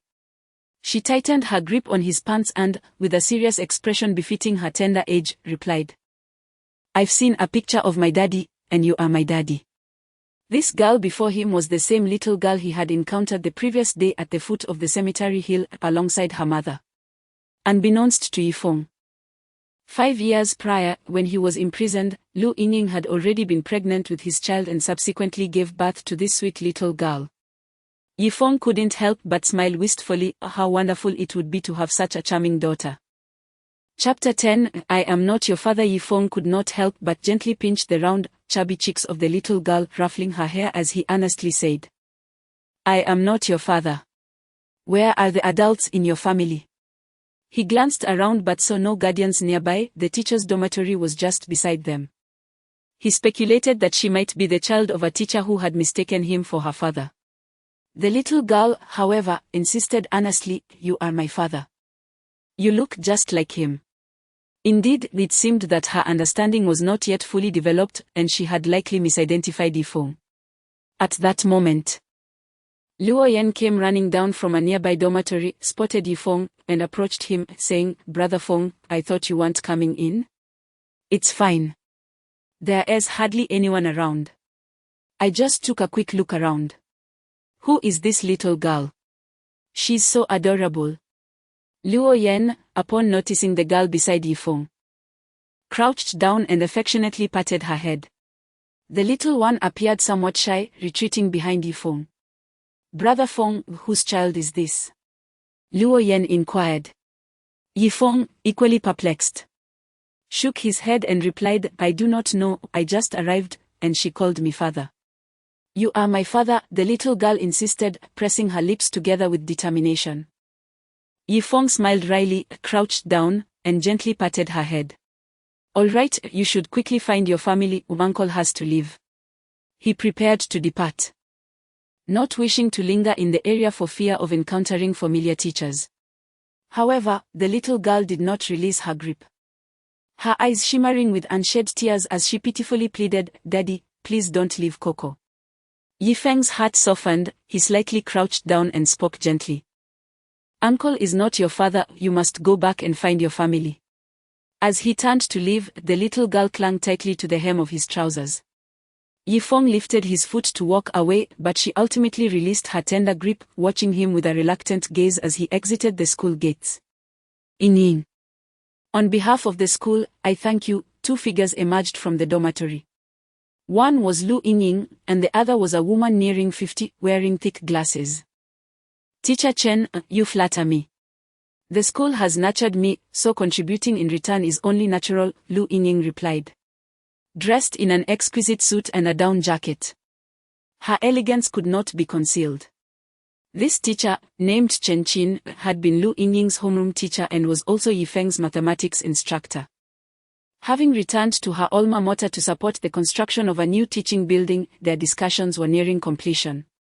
Just then, the little girl spotted Lu Inying and rushed towards her, her voice trembling with tears, "Mama. Daddy doesn't want me."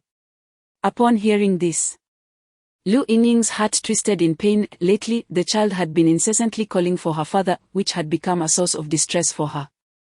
Assuming the girl was yearning for her father again, she quickly picked her up, wiped away the tears from her cheeks, and gently reassured her, "Coco, don't cry.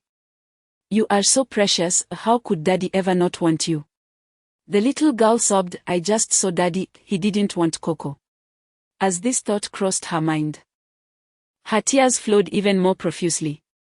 "Coco, don't speak nonsense, Daddy has gone to a faraway place. How could you possibly see him?"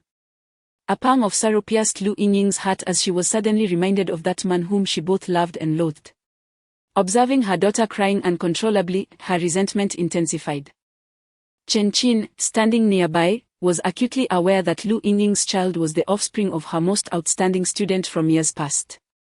Consequently, Lu had endured countless disdainful glances and a tidal wave of criticism.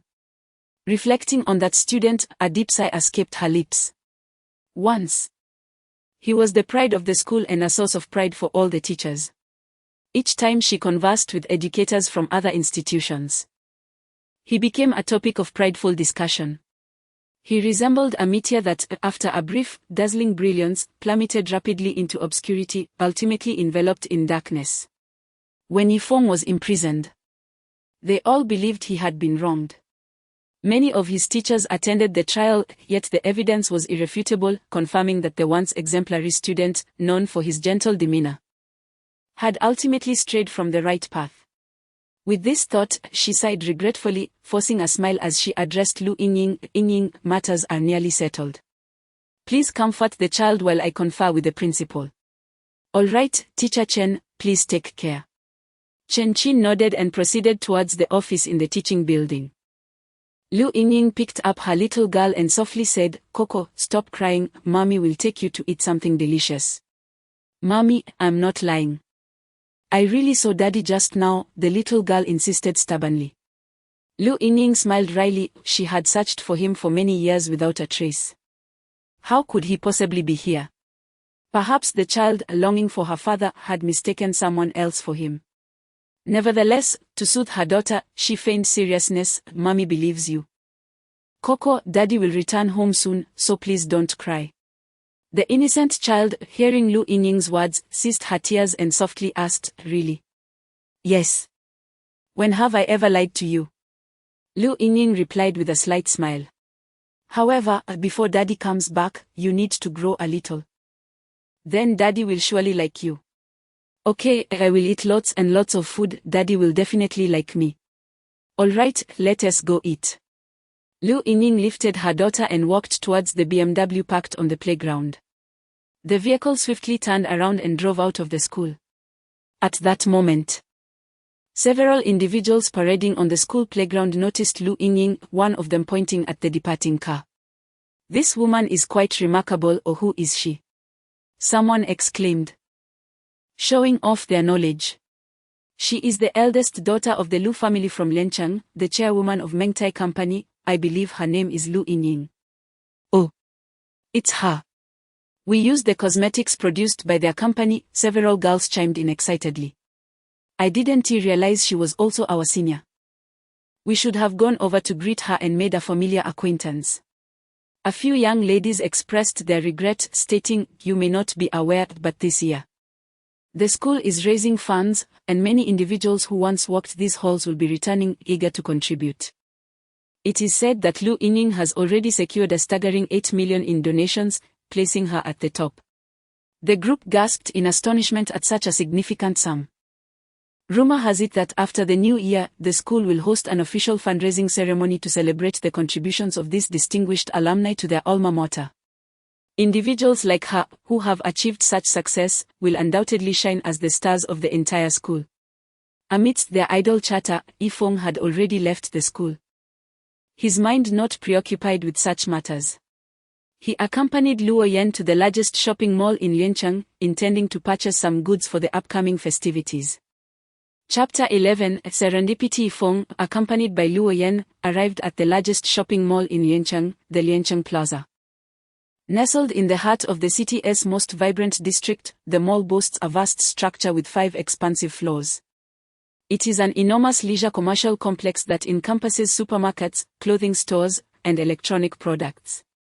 The opulence here rivals that of commercial squares in first and second-tier cities, with numerous luxury brand boutiques showcasing high-end consumer goods.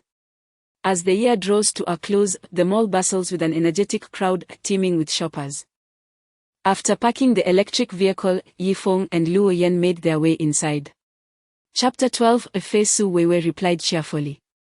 Yifeng did not refuse. Yet he did not intend to take advantage of the situation either. He placed the garments he had previously selected on the checkout counter and then remarked, "Weiwei, it seems that your shop is not doing very well, is it?" Upon hearing this, a trace of worry crossed Su Weiwei's face. In truth, the clothing store she managed was on the verge of closing down. She had already fallen several months behind on the rent owed to the mall. And if she failed to pay soon, she would face eviction. She found herself at a loss regarding what to do in the days to come. Chapter 13. That man. Sharper than ever I made arrangements. Su Weiwei rubbed her reddened eyes and revealed a sympathetic smile, responding readily. She then ran to pack the clothes that Yifeng had previously chosen, carrying them in her hands. Under her guidance, they proceeded towards the dining area downstairs. Luo Yan followed closely behind, her heart racing, still reeling from the earlier shock. She could never have imagined that after years of imprisonment, Brother Feng would return with such remarkable influence. His legendary tales echoed through both high school and university, when she was astonished at how much time had passed. Chapter 14. The last resort. Yifeng ascended to the 5th floor and approached the office area of the shopping mall. Just as he was about to enter, he was obstructed by 2 security guards. The guard scrutinized Yifeng with disdain and asked, "Do you even know where this place is?" "I am here to see Zheng Guosheng," Yifeng replied straightforwardly, mentioning the name of his intended contact.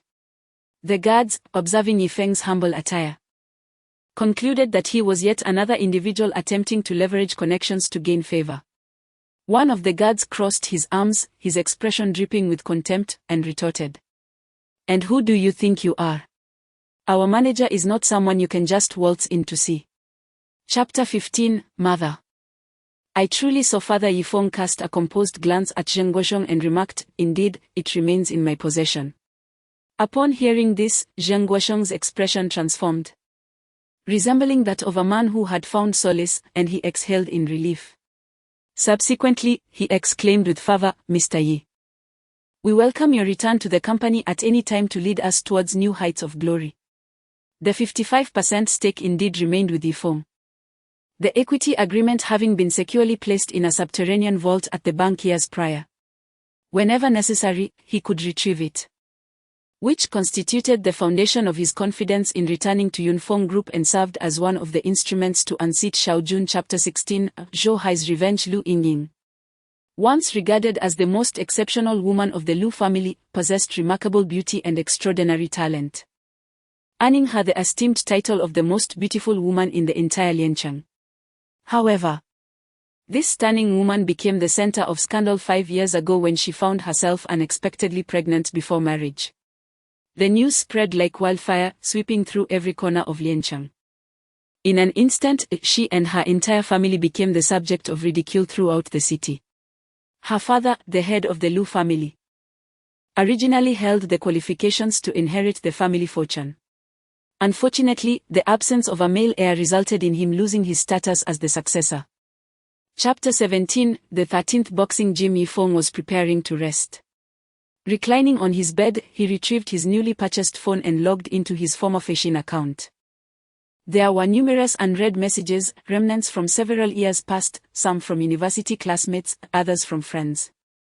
A considerable amount of time had elapsed, and as Yifeng meticulously perused the messages, he opted not to respond. His gaze fell upon a message from someone named Little Biscuit.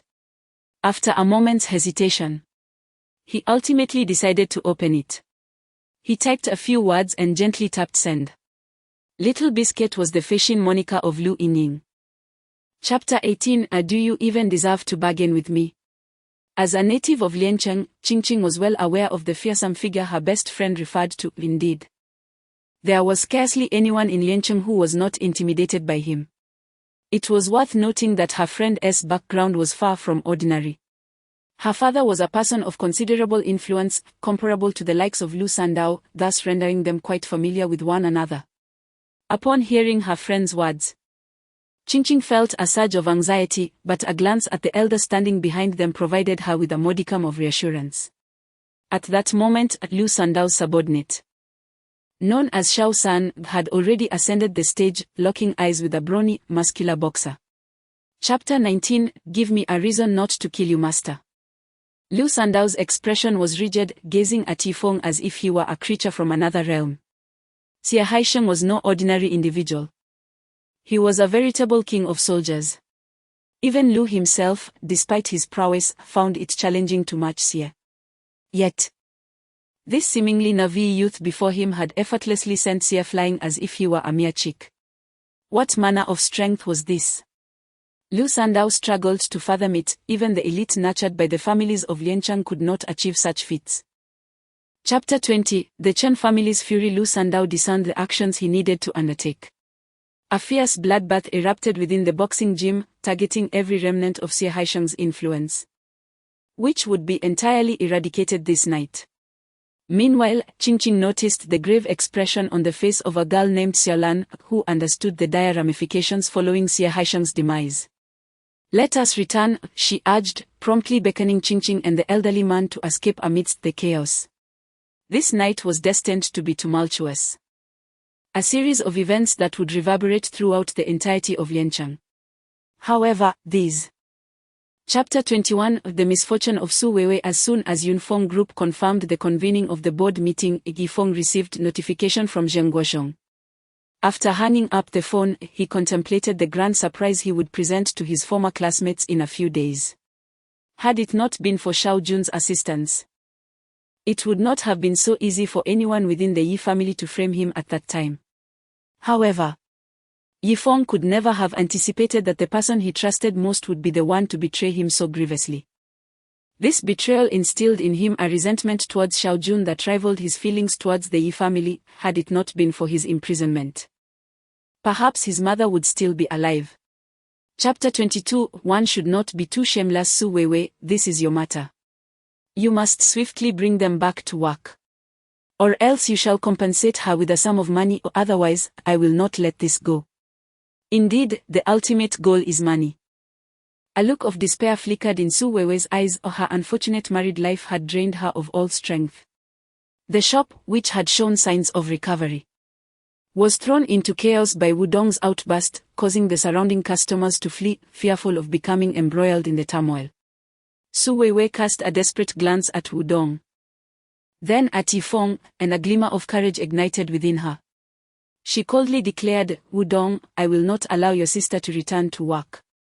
Chapter 23. Master Chen of the Chen family. Although Yifeng's words were calm, they struck Lu Sandao as those of a formidable deity of death. Beneath that smile lay an astonishing aura of lethal intent. Especially when recalling the moment when the other had slain Xie Haisheng, Lu Sandao's conviction deepened. The person before him was no ordinary individual. Mr. Yi, may I inquire what brings you here today? Lu Sandao asked tentatively. Up to this point, he remained unable to discern the true nature of Yifeng, remaining utterly oblivious to the lightness of his demeanor. Chapter 24. You are not entitled to know my name. The formidable offering hired by the Chen family regained his composure in an instant. Approaching Yifeng with a somber expression, Lu Sandao observed with a detached gaze, showing no inclination to intervene. It was a moment to gauge Yifeng's capabilities. The Chen family's offering, a robust man in his late 30s with a sharp crew cut reminiscent of a military veteran, donned a well-tailored suit, though it could not conceal the aura of menace that surrounded him. With an air of calmness and poise, he sneered at Yifeng and asked, How do you wish to meet your demise? Based on his perception, the opponent's strength was superior to Lu's. Chapter 25. The ruthless man. Upon hearing this, Lu Sandao responded emphatically, Yes, Mr. Yi. He then added, Well, I shall not linger any longer. With a wave of his hand, he turned to leave. Lu Sandao hastily rose to escort him outside. Once they emerged, Yifeng mounted an old electric scooter, presumably belonging to the Luo family, and departed leisurely.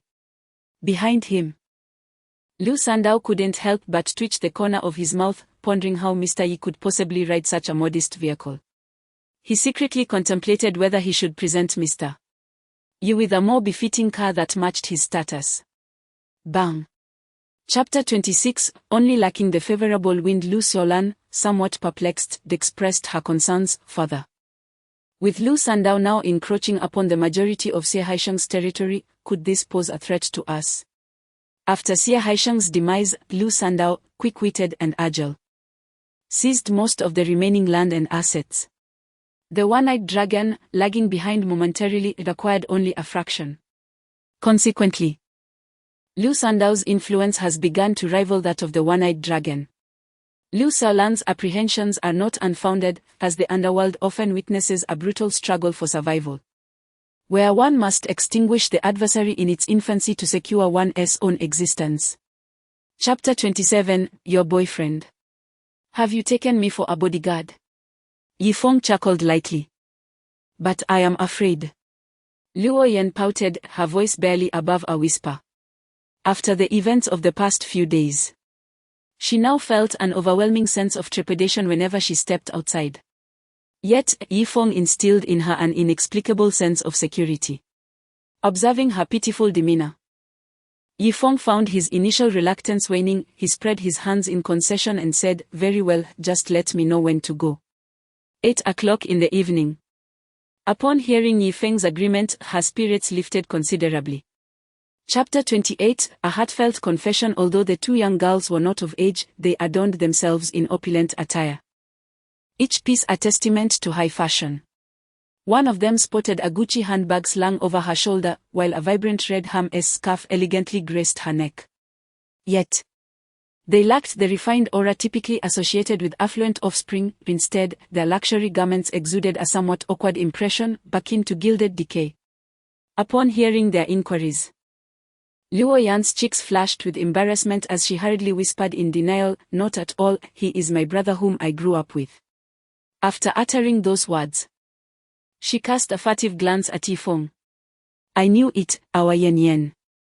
Chapter 29. Do not ruin my good fortune. The resounding shouts reverberated through the air, leaving Luo Yan somewhat dazed and visibly anxious, momentarily thrown into a state of confusion. This Wu Shao, known as Wu Hao, was a classmate from her high school days. Luo Yan, with her exceptional academic prowess and striking beauty, was regarded as the belle of the class, naturally attracting the gaze of many admirers. Since her second year of high school, suitors had flocked to her like a swarm of locusts. Among them was Wu Hao, whose background was somewhat distinctive.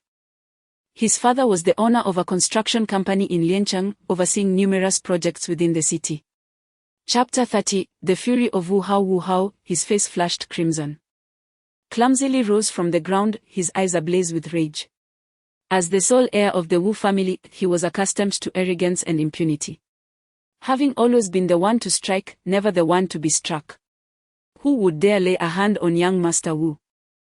Especially in front of a gathering of classmates, and by a seemingly inconsequential individual. Enraged beyond measure, Wu Hao pointed vigorously at Yifeng, exclaiming, "You have some nerve. The wrath of young Master Wu has been provoked. Just wait and see how you will fare now." Meanwhile, the girl named Tu Sini stood by, mocking with a cold smile. Chapter 31. He is just my brother. Little Three could never have anticipated encountering Yifeng in this location, rendering him speechless with anxiety. The dread that Yifeng instilled in him surpassed even that of Lu Sandao, for after all, Xie Haisheng was no match for Yifeng's formidable strength. Yifeng subtly raised his hand, signaling him to refrain from speaking further. Understanding the cue, Little Three chose to remain silent. "Third brother, this is the scoundrel. Let us eliminate him swiftly." Wu Hao, unable to grasp the gravity of the situation, pointed at Yifeng with a contorted expression of malice. Chapter 32. Your heart is too soft. Yifeng found himself at a loss for words regarding the girl named Qiu Hong, withdrawing his phone and remaining silent. "Yan Yan, how about I treat you all to a late-night snack?" Li Qiu Hong suddenly suggested. "Brother Feng, what do you think?" Luo Yan did not respond immediately but turned to seek Yifeng's opinion. "If you wish to, then go ahead." Yifeng admitted to feeling somewhat hungry as well. "Let us go for a midnight feast," he declared. The group then proceeded across the street toward the parking area. Chapter 33. I want a hug from Dad. Tu Sini took a deep breath, never anticipating that she would encounter Li Qiuhong and Luo Yan in this place. Stunned into silence by Li Qiuhong's probing questions, she hesitated for a moment, her gaze evasive, before abruptly responding, "Qiuhong, what are you doing here?" "Oh, Tu Sini. Is it your attire that brought you here?" Li Qiuhong bluntly exposed her, showing no regard for her feelings. Luo Yan tugged at Li Qiuhong's sleeve, signaling her to refrain from further comment. However, Li Qiuhong remained undeterred and continued, "Tu Sini, you truly." Chapter 34. Striking resemblance. Yifeng chose to disregard the salesperson's conjectures and engaged in conversation with the little girl, whose innocent charm captivated him. He learned that her name was Coco, and upon their encounter at school, he had mistakenly presumed she was the daughter of a teacher. To his astonishment, she turned out to be the daughter of the chairman of the Dream Cosmetics Company. Coco was quite affectionate, clinging to Yifeng's neck and refusing to let go. "How about this, Coco? If you calm down, I will give you a gift," Yifeng gently encouraged. "Is Daddy sending Coco a gift?" Chapter 35. Is it really him? Mother. As Yingying just entered the office, Coco rushed over excitedly. The weary Lu Yingying, upon seeing her beloved child, broke into a smile and lifted Coco into her arms, showering her with affectionate kisses. "Has Coco been well behaved today?" "Coco has been very good today, and she even saw Daddy again." Coco initially beamed with joy. But her expression fell as she continued, her mood turning somber. She missed her father dearly. Coco is just talking nonsense. Liu Yingning teased gently. Chapter 36. A forceful return. In the conference room, all the directors had arrived, leaving only one vacant seat, that of Zheng Guosheng. Xiao Jun cast a glance downwards and spoke in a grave tone, "Why has Zheng Guosheng not yet arrived?" As Yifeng's most loyal minister from years past. Xiao Jun had harbored discontent towards him for quite some time. He had long contemplated removing Zheng Guosheng from the board as a means of setting an example.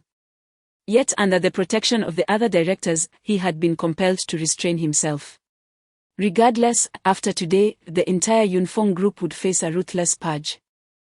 Chapter 37. The unexpected individuals. The conference room was enveloped in an oppressive silence, where not a single soul dared to utter a word. And even the sound of breathing was distinctly audible. The directors resembled withered eggplants, their spirits deflated as they bowed their heads in silence. Each individual harbored a profound resistance against Xiao Jun's actions, yet the circumstances were beyond their control. The room had been entirely commandeered by Xiao Jun, flanked by a dozen imposing figures exuding an aura of intimidation. These formidable men were not ordinary, they were elite subordinates meticulously trained by the Yi family, each possessing considerable strength. Furthermore, Xiao Jun had the backing of 2 additional allies. Chapter 38. A clean sweep. Gasp. A collective intake of breath resonated among the assembly. Present were the prominent figures of Lian City, all too familiar with Lu Sandao. He was renowned as a formidable force, having carved out a territory for himself in Lian City several years ago, fueled by sheer audacity. Even the likes of the One-Eyed Dragon and Xie Haishen could only watch helplessly as he ascended to prominence. It was rumored that Xie Haishen had recently met his demise, intricately linked to Lu. The current landscape of Lian City no longer reflected a tripartite balance of power, instead, it had devolved into a binary division. Chapter 39. The sole choice. In this moment, Yifeng had no time to waste. He swiftly stepped onto Yi Xianhai's thigh. The sound of bones cracking reverberated. A familiar echo from a seasoned performer making yet another appearance. Oh! The anguished scream of Yi Xianhai followed the sound of sheer torment. At this juncture, Yi Xianhai's face contorted in agony, devoid of color, his teeth clenched tightly. He could hardly fathom how Yifeng, who once was a mere weakling, had transformed into such a formidable force. The mere impact of a single punch had left him grievously injured. This level of power was beyond his comprehension. Chapter 40. A single strike to end all. The speaker was a middle-aged man, Su Yong, the executive president of Yunfeng Group. Previously, Zheng Guosheng had provided Yifeng with a dossier of the newly appointed board members, all of whom had been promoted by Xiao Jun. They were strategically placed in significant positions within the group, serving as Xiao Jun's pillars of support in his leadership of Yunfeng Group. The reason for the other statement was merely an acknowledgement of the unfavorable situation, an attempt to curry favor with Yifeng, akin to a declaration of allegiance. Xiao Jun would never have imagined that those he had entrusted would so eagerly betray him. This illustrates the fragility of the alliances he had forged. Chapter 41. The shock of Lianqing. In a matter of a night, the dramatic upheaval within the Yunfeng Group reverberated throughout the city of Liancheng. Particularly the death of Xiao Jun, which was shrouded in enigma. Although the Yunfeng Group publicly asserted that Xiao Jun suffered from depression, succumbing to the pressures of his position and leaping from the pinnacle of the company to end his young life, the families within Liancheng speculated that his demise might be a consequence of the fierce internal struggles within the company. Yet, in Liancheng, who would dare to lay a hand on Xiao Jun, who had the formidable backing of the Yi family? Due to the Yunfeng Group's efforts to suppress the news, many remained oblivious to the events of the previous day. Chapter 42. A cry for help. Recently, Yingning has been deeply troubled by the issues concerning the Lu family, leaving her devoid of both the inclination and the time to attend to matters of the company. The Dream Thought Company has a crucial collaboration with Yunfeng Group, which originally required Yingning to personally engage in discussions with a director from Yunfeng Group. However, due to the turmoil surrounding the Lu family, Liu Yingning found herself stretched thin and could only delegate the responsibility of signing the contract to Shen Shen. Although Dream Thought Company is not insignificant in size, it pales in comparison to the vastness of Yunfeng Group. Whether it is Xian Xian or Lu Yingying, securing an audience with the president of Yunfeng Group proves to be a formidable challenge. Chapter 43, Is it really him? Yifeng came to an abrupt halt, his two sharp brows slightly raised. How could there be cries for help in the Yunfeng Group? Nevertheless, he was certain that the sound emanated from a nearby office. He cautiously stepped forward, arriving at the director's office, and inquired, "Old Zheng, whose office is it inside?" As several individuals gathered before the director's office, the woman's voice abruptly vanished once more, yet the sound of knocking continued to resonate from within. Even Zheng Guozhong could discern it, prompting him to hurriedly approach and knock on the door. "Who is it?" came the voice from inside. Chapter 44, His name is Li Hai. Upon recognizing Yifeng's visage, Xian Xian's heart surged with tumultuous waves. Since their brief encounter at the Liancheng shopping mall, she had increasingly convinced herself that he was indeed Coco's father. At that time, she had dutifully sought to uncover the truth as per Yingying's suggestion, yet her efforts bore no fruit. Subsequently, her work obligations hindered her pursuit, leaving her intent to investigate unfulfilled. She could never have anticipated that she would encounter Yifeng once more in this very place, and moreover, his stature appeared to be far from ordinary, eliciting utmost respect even from Zheng Guozhong. Just as she was about to speak. Chapter 45, Guidance. Thus, Su Weiwei cherished this opportunity and placed great importance on the advice given by Yifeng. "Weiwei, would you mind if I invited a couple more people?" "Not at all. The more the merrier," Su Weiwei replied graciously. Subsequently, the two made their way downstairs, perhaps due to an improvement in circumstances. This time Su Weiwei opted not for the restaurant within the mall but decided to seek out a more upscale dining establishment. Upon arriving at the entrance of the mall, they spotted Luo Yan and Qiu Hong already waiting for Yifeng at the door. Chapter 46, The greater the expectation, the greater the disappointment. Yifeng was lost in thought, reminiscing about his former mentor. Many years had passed, and it was likely that he had already retired. It had been 5 or 6 years since they last met. Upon hearing that his teacher's health had declined, Yifeng hurriedly inquired, "Weiwei, how is our teacher faring?" Su Weiwei replied slowly, "I, too, have not seen teacher 2 in many years. I have only heard that he is experiencing some issues with his legs." Upon hearing this, Yifeng felt a sense of relief. After pondering for a moment, he concluded that attending the class reunion was indeed a possibility. Chapter 47, Lu Yingying's outburst. On the other end of the phone, Coco's voice trembled with tears, nearly shattering Lu Yingying's heart. Lu Yingying understood that Coco's parents must have taken her to the Lu residence. To Coco, the Lu family was akin to a den of lions. Each time the members of the Lu family encountered Lu Yingying and Coco, they would hurl scornful remarks, and in Lu Yingying's absence, they would resort to verbal abuse and physical violence. Such experiences inflicted profound wounds on Coco each time. Consequently, Lu Yingying made every effort to shield Coco from the eyes of the Lu family.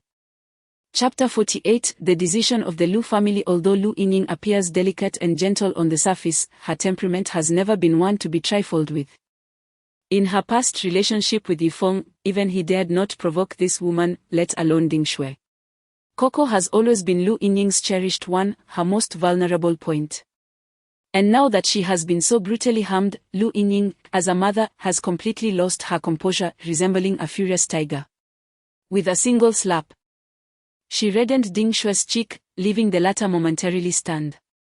After a brief pause, she regained her senses, fury surging within her as she shouted, "Lu Yingying, you wretched." Chapter 49, A grudging compromise. Lu Yingying resolutely declined. The cosmetics company was her brainchild, a venture into which she had poured countless efforts. She would never relinquish it. Years ago, when her family was cast out from the Lu household, it was a tumultuous time for the 3 of them, including the infant Coco. Those days marked their most arduous period. Lu Chandong suffered a tremendous blow and succumbed to the bottle, neglecting the family entirely. In her desperation, She took on a job at a store, relying on meager earnings to support their household expenses. Later, when she aspired to start her own business, she found herself devoid of funds. It was Lu Chandong. Chapter 50. This is fine. After leaving the Lu family, Lu Yingning and Xian drove straight to the hospital. Though Coco's injuries were merely superficial, Yingning couldn't shake her unease and decided to arrange a full-body examination for the child. Yingning, are you truly planning to hand the company over to the Lu family? Xian asked anxiously during the ride. What else can I do? Yingning replied with quiet resignation. If the other party truly intended to use Coco as leverage, she had no choice but to yield. She would never allow even the slightest harm to come to her daughter. Though. Chapter 51. A gentle tap. Behold, that is the president of the Dream Company, the esteemed young lady of the Lu family. Upon arriving at the elevator, a few individuals recognized her. The restaurant was bustling with patrons, primarily those attending various gatherings, including several alumni from Liancheng Experimental Middle School. The attendees varied in age. Some were youthful and radiant, while others had begun to show the signs of middle age. Lu Yingning, aside from her business endeavors in Liancheng, seldom made public appearances, resulting in a limited circle of acquaintances. Nevertheless, she held considerable renown among the elite of Liancheng, particularly within the prominent families. Chapter 52. You at one table, I at another. Entangling oneself with such individuals is utterly beneath one's dignity. Su Weiwei, fuming with anger, found some relief after delivering a sharp slap to the opponent. Furthermore, time was of the essence. They had already delayed considerably and were disinclined to tarry any longer. With Yifeng urging her on from the side, she huffed disdainfully and turned to enter the elevator. Don't run away.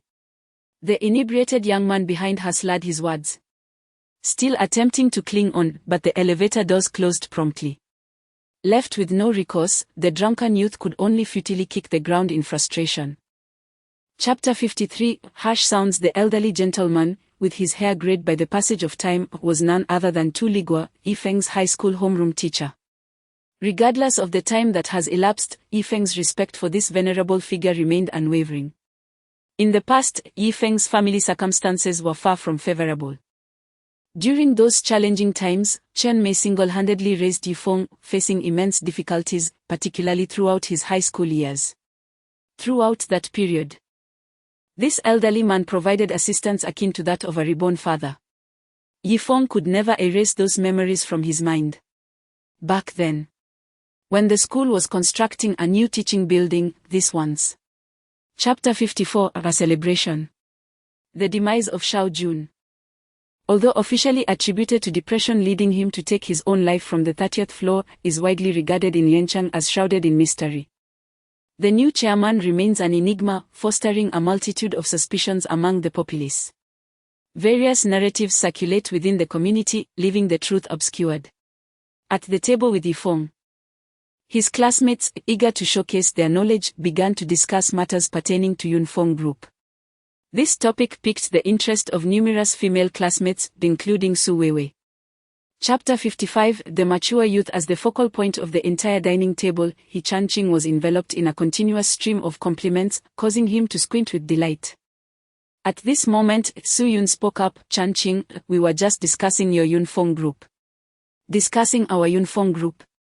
He Chanqing expressed a hint of skepticism, inquiring with confusion. Chanqing, the chairman of your group has committed suicide. You must be aware of this, right? Before Su Yun could respond, Fu Hai interjected. Fu Hai had previously shared a close relationship with He Chanqing, especially due to their connection through Su Wei. Chapter 56. Go ahead. Tu Ligua smiled faintly, sitting there with an air of calmness, without responding to He Chanqing's inquiry. After a brief moment, he leisurely inquired, Chanqing, you have indeed achieved remarkable success. You are still young, and time is on your side. Tu Ligua's meaning was clear. Although Yifeng may appear downcast now, there remains a long journey ahead. And in the future, he may very well become someone you look up to. Teacher, I fear you may be disappointed in the future. Observing Tu Ligua's reluctance to engage with him, he turned to Yifeng and said, Yifeng, Chapter 57, S-Class Confidential Files. Yifeng sneered repeatedly as he returned to his seat, revealing a hint of disdain. He Chan-Ching, however you wish to play today. I shall accompany you. Teacher Tu, rather than reproaching Yifeng, nodded in approval and said, indeed, when the time comes to act, one must act decisively. A gentleman, when affronted, should unleash his wrath to strike fear into the hearts of the petty. That is true courage. Bowing one's head in tolerance, seeking fortune while avoiding calamity, and persistently retreating, such behavior is but cowardice. You handle matters with composure and remain unflustered in the face of adversity, my student. Chapter 58, Is he wronged? Come here. Handcuff him and take him away. Li Donglin, unaware of Zhao Anshin's concerns, summoned 2 police officers behind him to apprehend Yifeng. He had a slight familial connection with He Chan-Ching, who, just last year, had leveraged his power to secure a shop for Li Donglin's wife in Yunfeng shopping mall. With He Chuanqing's assistance, her business thrived remarkably, earning over $1 million in profit last year alone. Thus, the value of He Chan-Ching to him was self-evident. Chapter 59 Encounter. Even Tu Ligua, who stood beside him, could not maintain his composure. He raised his gaze to Yifeng, his voice trembling slightly. Is what Director Zhao said true? Tu Ligua's eyes gleamed with anticipation, yearning for an answer from Yifeng. The elderly man had dedicated several decades to the teaching profession, nurturing countless students. However, the one he regarded as the most outstanding, the source of his greatest pride, was Yifeng. When Yifeng was imprisoned years ago, Tu Ligua found himself unable to sleep for months, utterly perplexed by the situation. Such an exceptional individual. Chapter 60 He is unworthy of being. Coco's father Lu Yingying stood frozen in place, gazing at Yifeng with a look of astonishment. In that moment, it felt as if time itself had come to a standstill, everything suspended in that fleeting second. The two of them simply stared at each other in disbelief. Yifeng could never have anticipated encountering Lu Yingying here, the woman he had once loved most deeply. He had envisioned numerous scenarios of meeting her again. Yet he never imagined it would happen so abruptly and unexpectedly, leaving him somewhat at a loss for words. Facing her. Chapter 61 Is there really such a fortunate event? Yifeng, wait for me. Su Weiwei cried out from behind, hastily pursuing him. Downstairs. Lu Yingying and Xian stepped out of the elevator in their high heels, striding towards the exit. Lu Yingying struggled to suppress her emotions. Yet her delicate face betrayed her turmoil. Tears cascaded down the corners of her eyes. Lu Yingying's heart was in disarray. The composure she had feigned before Yifeng was merely a FAOD. All she yearned for was to escape this place as swiftly as possible, avoiding the sight of the man who had caused her sorrow and brought her to tears. Chapter 62 Bruised and beaten. Yifeng, evidently unaware of the gravity of the situation, hurriedly beckoned the security personnel who had approached him. He pointed at Yifeng and shouted, quickly, apprehend him. The 2 security guards exchanged glances, somewhat at a loss. Just moments ago, the young lady had instructed them not to engage in any foolishness with the young master. They fell into contemplation. What are you 2 dawdling for? Hurry up. Yifeng shouted again, rolling up his sleeves as he angrily reprimanded the 2 guards. Yifeng, initially reluctant to pay any heed to this impertinent individual, found himself caught in a web of escalating tension. Chapter 63 Dread. Since the establishment of Dream Cosmetics, Xian has remained the most trusted confidant of Lu Yingying. Their bond has blossomed into one akin to that of sisters, the closest of friends. Throughout Lian City, it is well known that Lu Yingying has an illegitimate daughter. However, the identity of the child's father remains a mystery, even to Lu Chandong and his wife. They are oblivious to which scoundrel has wronged their daughter. Yet, Xian is fully aware of these matters, underscoring her worthiness as a keeper of Yingying's secrets. Chapter 64 Priceless. The voice was strikingly familiar. Yifeng quickly rose and rushed to the window for a glance below. There stood a youth with a cheerful, robust demeanor, holding an assortment of bags, gazing up at Yifeng with an eager expression. Upon noticing Yifeng's head peeking out from the window, The young man grinned broadly and called out, "Fangzi, hurry and open the door." The young man below was Tu Yonghang, a fellow resident of the same alley. He was of the same age as Yifeng and had been a childhood companion, known for his honest and straightforward nature. Throughout their elementary and middle school years, they had always been classmates. Chapter 65 The nouveau riche Yifeng descended the stairs, meticulously arranging the gifts bestowed by Tu Yonghang before ascending to the second floor. After a moment's contemplation, he retrieved his mobile phone and dialed Zheng Guozhong. The call was promptly answered, yet the tone on the other end conveyed a sense of gravity, with uneven breaths hinting at considerable indulgence in spirits at the Liancheng restaurant. It appeared he was already quite inebriated. For Zheng Guozhong, such revelry was indeed warranted. Yifeng's return had propelled his career to new heights. Otherwise, his most favorable outcome would have been to remain stagnant within the confines of the Liancheng shopping mall. Chapter 66 Car smash. Upon encountering Yifeng, Luo Yan's previously dim eyes sparkled momentarily. However, her demeanor was predominantly frantic rather than composed. Despite being in university, she was still a girl with limited life experience. Lacking social exposure, coupled with the overwhelming presence of Tu Xiaoxiao, she naturally felt intimidated. Even someone as naive as Luo Yan recognized that the vehicle in question was a luxury car. Should compensation be required, it would undoubtedly amount to a considerable sum. Her inherently timid nature rendered her utterly helpless in the face of the formidable Tu Xiaoxiao. Chapter 67 Watching the show and just crashing a car. After hanging up the phone, Lu Sandao was filled with confusion, yet he diligently proceeded with his arrangements. Following a series of upheavals within Yunfeng Group and the gruesome demise of Yixian Hai, Lu Sandao had become unwaveringly loyal to Yifeng.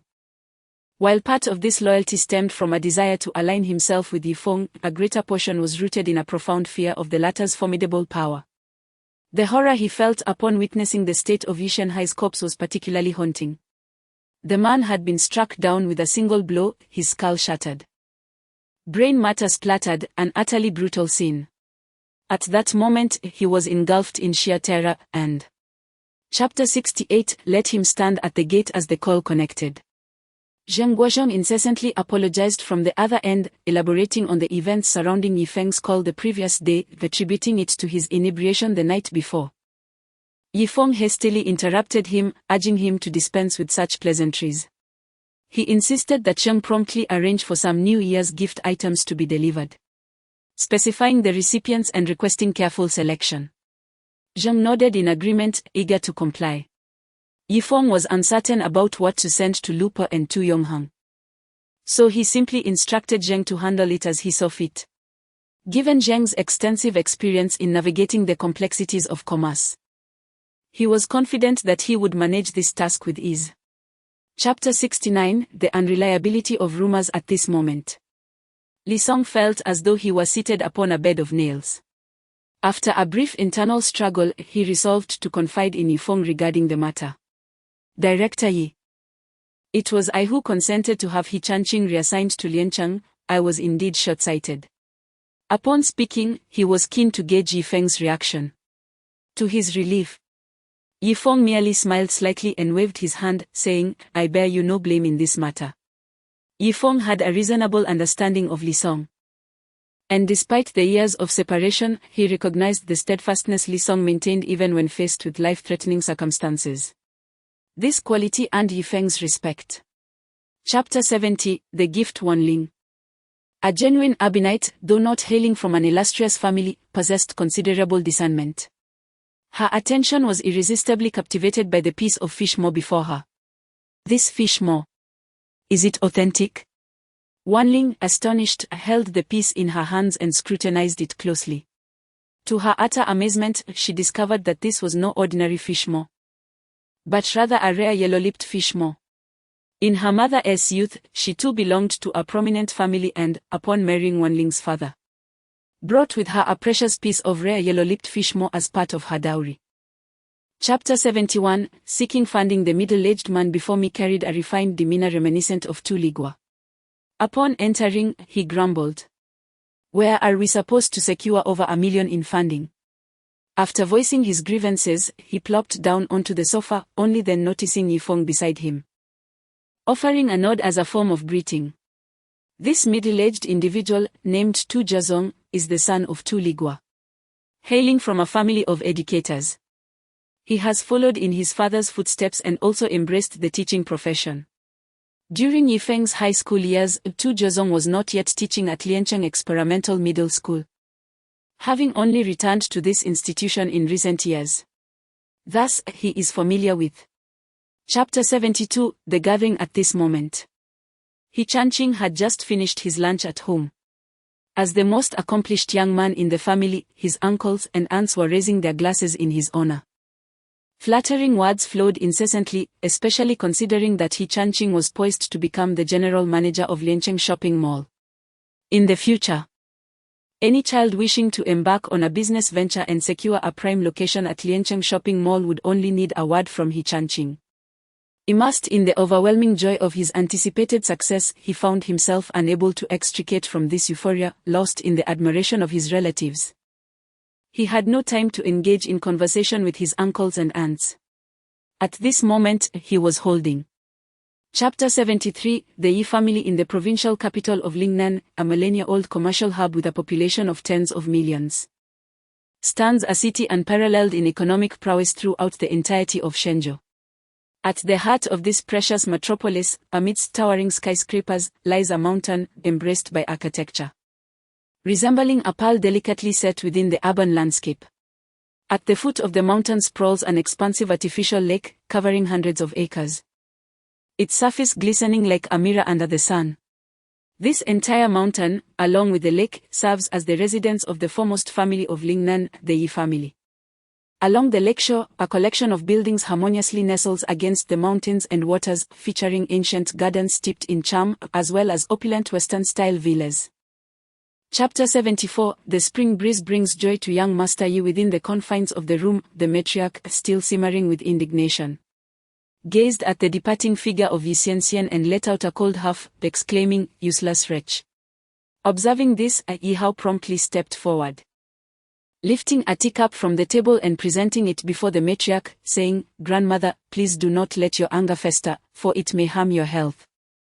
Do take a sip of this warm tea." At the sound of Yi Hao's voice, the fury on the matriarch's face diminished significantly, and she expressed with satisfaction, "Indeed, it is my eldest grandson who deserves my affection." After accepting the teacup, she took a sip, and her agitation finally subsided. "Now, scholar, how did the matter of inviting the provincial governor proceed?" Chapter 75, The events of those years in retrospect. "I should never have allowed that mother and son to become embroiled in the conflicts of the Yi family. It is I who have brought about their suffering," lamented Yi Xianxian with a countenance full of remorse. For all these years, this matter has remained like a thorn, deeply embedded in his heart, instilling within him a profound sense of guilt and unease. He felt akin to a sinner, perpetually engulfed in self-reproach. In the realm of familial rivalries, Yi Xianxian understood the inherent dangers more acutely than anyone else. Once, he had contemplated burying Yifeng and her son forever in that small town. Chapter 76, Strangers in the Night. A radiant smile illuminated Coco's face, her clear eyes brimming with warmth, as she outstretched her arms in a gesture of embrace. Yifeng's body became rigid as he gazed at the little girl named Coco. This was not their first encounter, he remembered her vividly. Their initial meeting occurred when he accompanied Luo Yan to school, at the playground beneath the high school faculty dormitory. It was there that she had seized him and called him daddy, a moment that had amused him greatly. At that time, Yifeng had thought little of it, considering it merely a case of mistaken identity on the part of the charming young girl. Chapter 77, A serendipitous encounter. Standing outside the grand gate of the neighborhood, Yifeng found himself lost in thought as he observed Lu Yingying's figure gracefully disappear into the community. Rooted in place, he hesitated, uncertain whether to pursue her. Yet, what could he possibly say if he did? A wave of melancholy washed over him, prompting a bitter smile. His aimless swaying at the entrance soon caught the attention of the security guard. Changxin Garden is a prestigious, garden-style community in Liancheng. featuring not only residential apartments but also an enclave of luxurious villas. The residents here, while Chapter 78, only he can save. It was not until the figures of Yifeng and Zheng Guozhong vanished from sight that she quietly turned away, making her way towards Yingying's villa. In the car, Yifeng and Zheng Guozhong sat side by side in the rear seat of the Bentley, while a young driver occupied the front. Yifeng had seen him that morning. He was a robust young man, a few years younger than Yifeng himself. He was a relative of Zheng Guozhong's family and had been his chauffeur for several years, known for his diligence and unwavering integrity. "Mr. Ye, do you think it might be a bit abrupt for us to just show up unannounced?" Zheng Guozhong inquired. Chapter 79, Coco is your daughter. On the broad main avenue of Liancheng, a Bentley sped past. After much turmoil, the 30% equity that Chen Bing held was finally transferred to Yifeng's name, thus returning to its rightful owner. Xiao Jun's betrayal and scheming from years ago led to nothing but emptiness, costing him his very life. As Yifeng's closest companion during their university years, the betrayal by Xiao Jun evoked not only hatred but also profound sorrow. Had he erred in any other matter, perhaps Yifeng would not have desired his death. However, Chapter 80, the sale of Lu Yingying. At this moment, within the Lu family estate, the grand banquet was underway, attended by numerous dignitaries from Liancheng who seized the opportunity to pay their respects and congratulate the elder Lu. In the villa of the front courtyard, guests were abundant, their voices of congratulations resounding endlessly. Among the attendees were prominent figures of considerable renown in Liancheng. The elder Lu presided over the gathering, seated in a position indicative of his status, flanked by his two brothers, Lu Channan and Lu Chanbei. The guests occupying the seats were well-known personalities from both the business and political realms of Liancheng. Among them, the most distinguished was a middle-aged man named Zhou Hong, the chief of the Liancheng Police Department. Chapter 81, Despair of Lu Yingying. Lu Yingying gazed at the swollen cheeks of Coco, her heart twisting in anguish as she rushed forward to embrace her tightly. "Do not be afraid, my dear Coco, Mama is here." Lu Yingying had never anticipated that upon her return to the Lu family, she would be confined to the backyard. "Lu Yingying, spare us the display of maternal affection. Be sensible and transfer all assets of Dream Thought Company," Lu Yuan remarked with a menacing tone from the side.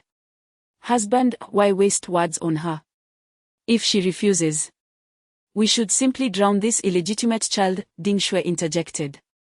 Chapter 82, he is a ruthless man. Meanwhile, dozens of luxury vehicles raced towards the Lu family estate, coming to a halt outside its gates. In a brief moment, nearly 100 individuals emerged from the cars, all formidable and imposing men clad in identical tailored suits. Each of them bore a unique insignia on their chests, depicting crossed swords, arranged with precision and uniformity. Every individual was equipped with a long blade, and some even brandished firearms. In stark contrast, Lu Sandao's subordinates lacked such uniform attire, resembling a disorganized rabble. They also exhibited no cohesive code of conduct or discipline. Chapter 83, Father has arrived in the Lu family's backyard. Ding Shui was consumed by rage, clutching her wounded cheek as she charged at Lu Yingying with murderous intent. However, Lu Yuan remained somewhat composed. He understood that the family intended to marry Lu Yingying off to Zhou Hong, and at this critical juncture, harming her was out of the question. He could only persistently restrain Ding Shui, urgently imploring, "My dear wife, hurry and tend to your wounds. This wretched girl, even if we do not lay a hand on her, will not survive for long." Meanwhile, Lu Yingying clutched Cuckoo, huddled in a shadowy corner, uncertain of the fate that awaited her. Ding Shui continued her tirade, but was guided away by Lu Yuan. Chapter 84, the deceptive spirit. Yifeng cradled Coco in his arms, gently wiping away the tears that stained her cheeks, the swollen bruises causing his heart to shatter. "Do not be afraid, my dear Coco. Father will protect you, and you shall never again endure such suffering." His eyes glistened with moisture, tears brimming as he was overwhelmed by the sight of her delicate face. A whirlwind of emotions surged within him, the exhilaration of newfound fatherhood, the anguish of his daughter's pain, and an overwhelming tide of fury. How could he remain calm when his beloved daughter had been so brutally harmed? Even amidst countless enemies on the battlefield of the Northwest, such rage was unfathomable. Chapter 85 The killing intent of Lu Yingying upon encountering Yifeng. Lu Sandao instantly felt a wave of relief wash over him. The pressure he faced while confronting Zhou Hong was immense. As the chief of the police station, Zhou Hong was responsible for the security of Liancheng. In the past, Lu Sandao would have never dared to provoke someone of Zhou Hong's stature. His position commanded respect, and anyone from the underworld would invariably show deference to him. Over time, Lu Sandao had developed a profound sense of fear towards individuals like Zhou Hong. The fact that he managed to maintain his composure without yielding to Zhou Hong's authority had effectively severed his own escape routes. Chapter 86 With me here. Do not stain your hands. Though Lu Yingying was engulfed in profound fear, the dagger remained unwavering, slicing through the air with a glimmering sheen as it fell with sudden ferocity. Save me, grandfather, save me. Ding Shuai was gripped by terror, her heart chilling. Her expression one of horror, desperately attempting to evade the impending doom. Yet, with her limbs severed, she could only writhe upon the ground like a maggot, squirming in futility. The determination etched on Lu Yingying's face, the murderous intent gleaming in her eyes, and the cold radiance of the dagger rendered Ding Shuai utterly tremulous. She did not wish to perish. Just as the blade was poised to pierce her heart, the hand intervened. Chapter 87 Passerby Zhao. And as the two esteemed offerings of the Lu family faced defeat, the expressions of the Lu clan members turned exceedingly grim. Particularly, the elder of the Lu family exhibited a flicker of astonishment on his aged visage. He was acutely aware of the prowess possessed by the family's offerings. Individuals of genuine martial prowess comparable to that of a king of warriors. Among them, two hailed from a prestigious martial arts sect, revered figures in any household they graced. The Lu family expended millions annually on these offerings, yet they unexpectedly succumbed to Yifeng with a mere strike. The two insignificant figures were so easily crushable in Yifeng's hands. Chapter 88 The Divine State Guards. The Divine State Guards is a recently established militarized force, with garrisons spread across the nation. Each member is a well-trained martial arts expert. Their primary responsibility is to address disturbances caused by martial artists upon detecting any unrest. They strike with swift and merciless force. They serve as the foundation of societal stability and embody a formidable deterrent to all. Their authority is extensive, holding the power of life and death. Not only do they maintain order within, but they also present an unyielding force in external matters. Although not every city hosts a garrison of the Divine State Guards, their presence is felt throughout the land. Chapter 89 Is he someone you can insult? The commander of the Shenzhou Guard wore a solemn expression, and the soldiers behind him marched in unison into the Lu family estate. The sound of their footsteps echoed, each step quickening the heartbeat of everyone present. Many of those gathered had spent their lives at the bottom of Liancheng, lacking exposure to the world. Yet the reputation of the Shenzhou Guard was well known and formidable. This valiant force of Shenzhou had become a topic of conversation among the common folk during their leisure hours. Previously, they had only heard tales of the Shenzhou Guard's ferocity, but witnessing it firsthand was a testament to its illustrious reputation. The aura they exuded was even more terrifying than the rumors suggested, causing many to tremble in fear. Chapter 90 Sending the old master on his final journey. Lu Tianxiong was genuinely enraged. Yifeng, as the former chief instructor of the Shenzhou Guard, had fought valiantly for the nation, earning remarkable military achievements. He had once wielded his sword against foes in the northwest and instilled fear in every adversary during battles in the southeast. Each of his heroic deeds was the aspiration of every soldier, thus he had become a figure of admiration for countless individuals. Lu Tianxiong regarded Yifeng as an invincible idol, or how could he allow such a person to be casually slandered? Zhou Hong was simply courting death. What was this situation? Zhou Hong lay on the ground, blood trickling from the corner of his mouth. Chapter 91 Allow the elder to depart with dignity. As Yifeng's words echoed in the air, the Lu family members were instantly engulfed in a palpable sense of dread. The dozen or so Lu family guards heightened their vigilance to an extreme, bracing themselves for the impending turmoil. Particularly, The elder of the Lu family was struck with unparalleled terror. He could scarcely fathom that events would escalate to this dire juncture. The annihilation of the Lu family seemed imminent. His countenance had turned ashen, shedding the authoritative demeanor he once held as the patriarch. All that remained within him was sheer horror. Several esteemed members of the Lu family had already met their untimely fate.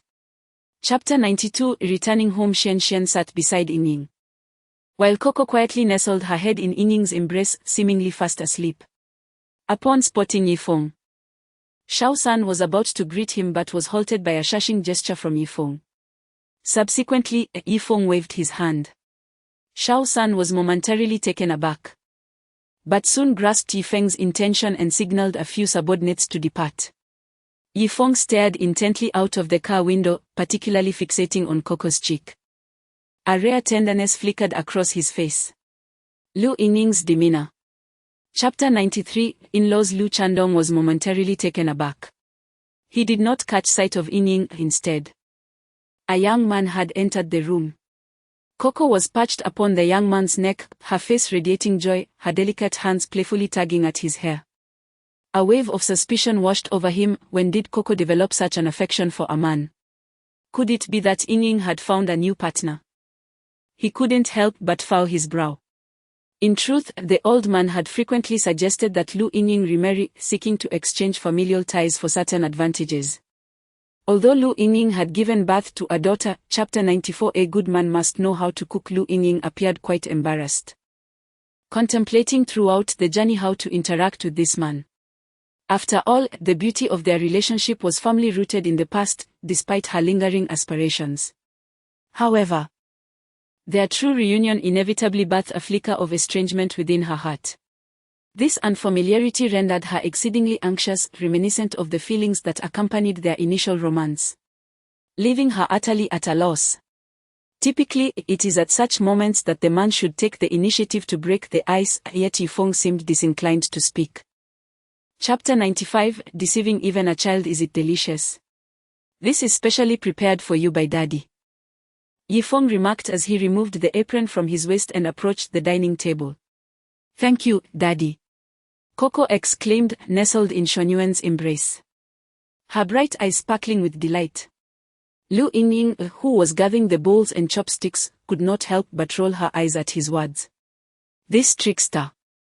He just claimed that the dishes were made solely for me, deceiving both the young and the old. Yifeng chose to ignore Lu Yingying's jealousy and comfortably took a seat at the table. Yifeng, I never anticipated that your culinary skills were this remarkable.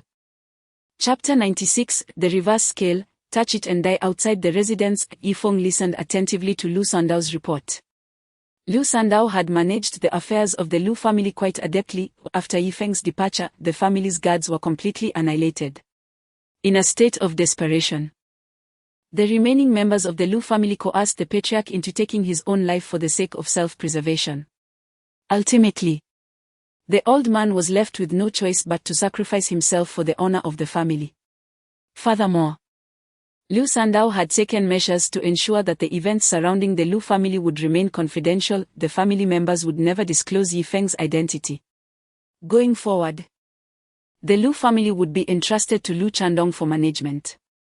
Thus, this matter reached a relatively satisfactory conclusion. Chapter 97. Acting mischievously. Yifeng felt a surge of joy in his heart as he gently tapped on the door. Receiving no response from within, he earnestly inquired, Yingying, are you asleep? What should I do? What should I do? What should I do?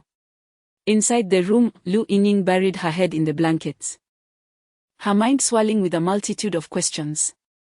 Although she harbored a sense of anticipation, the moment she faced the man outside, her heart raced uncontrollably, leaving her in a state of nervous disarray.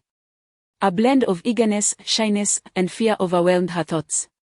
Lu Yingying, why are you so useless? Why are you afraid of him? Chapter 98. I also brought my wife and daughter in a realm of 6 feet, amidst the swirling smoke of battle. The relentless skirmishes left the two of them nearly sleepless throughout the night, culminating in Lu Yingying's eventual capitulation. The following day dawned early. Having released Lu Yingning the previous night, Yifeng nearly found himself surrendering as well, for they had both endured 5 long years of pent-up desire, igniting with fervor. Kokok. It's almost time to rise, you should get up and check. Lu Yingning suddenly spoke from beneath the covers. Yifeng quickly grabbed his phone to glance at the time, it was already 7 o'clock. Chapter 99, calling him husband. Zheng Guozhong was initially taken aback, followed by a sense of astonishment, pondering to himself. When did Miss Lu become the wife of Director Yi? He couldn't help but scrutinize the child in Yifeng's arms, discovering a striking resemblance. The reasons behind this revelation seemed to dawn on the seasoned Zheng, who had navigated the business world for many years. It appeared that the rumors about the eldest daughter of the Lu family having an illegitimate child were true, and the man behind it was none other than Director Yi. However, he had no intention of probing further or exposing the truth. After exchanging a few pleasantries, Yifeng took his leave. The hour was growing late, and today. Chapter 100, The Art of Household Management. Unbeknownst to the father and daughter, Lu Yingning harbored her own thoughts. Upon hearing Lu Yingning's inquiry, Yifeng responded with a hearty laugh. From now on, let us accompany our dear Coco, and indulge in some luxuries. All right, Coco also wants to enjoy the luxuries. The little one, entirely oblivious to the true meaning of the phrase, eagerly chimed in. In her innocent mind, whatever pleased her father was equally delightful to her. Lu Yingning, exasperated, rolled her eyes repeatedly. Yet, upon further reflection, she found solace in the notion that Coco would have someone to look after her. Let us go then. Father shall take you to savor your mother's delicacies.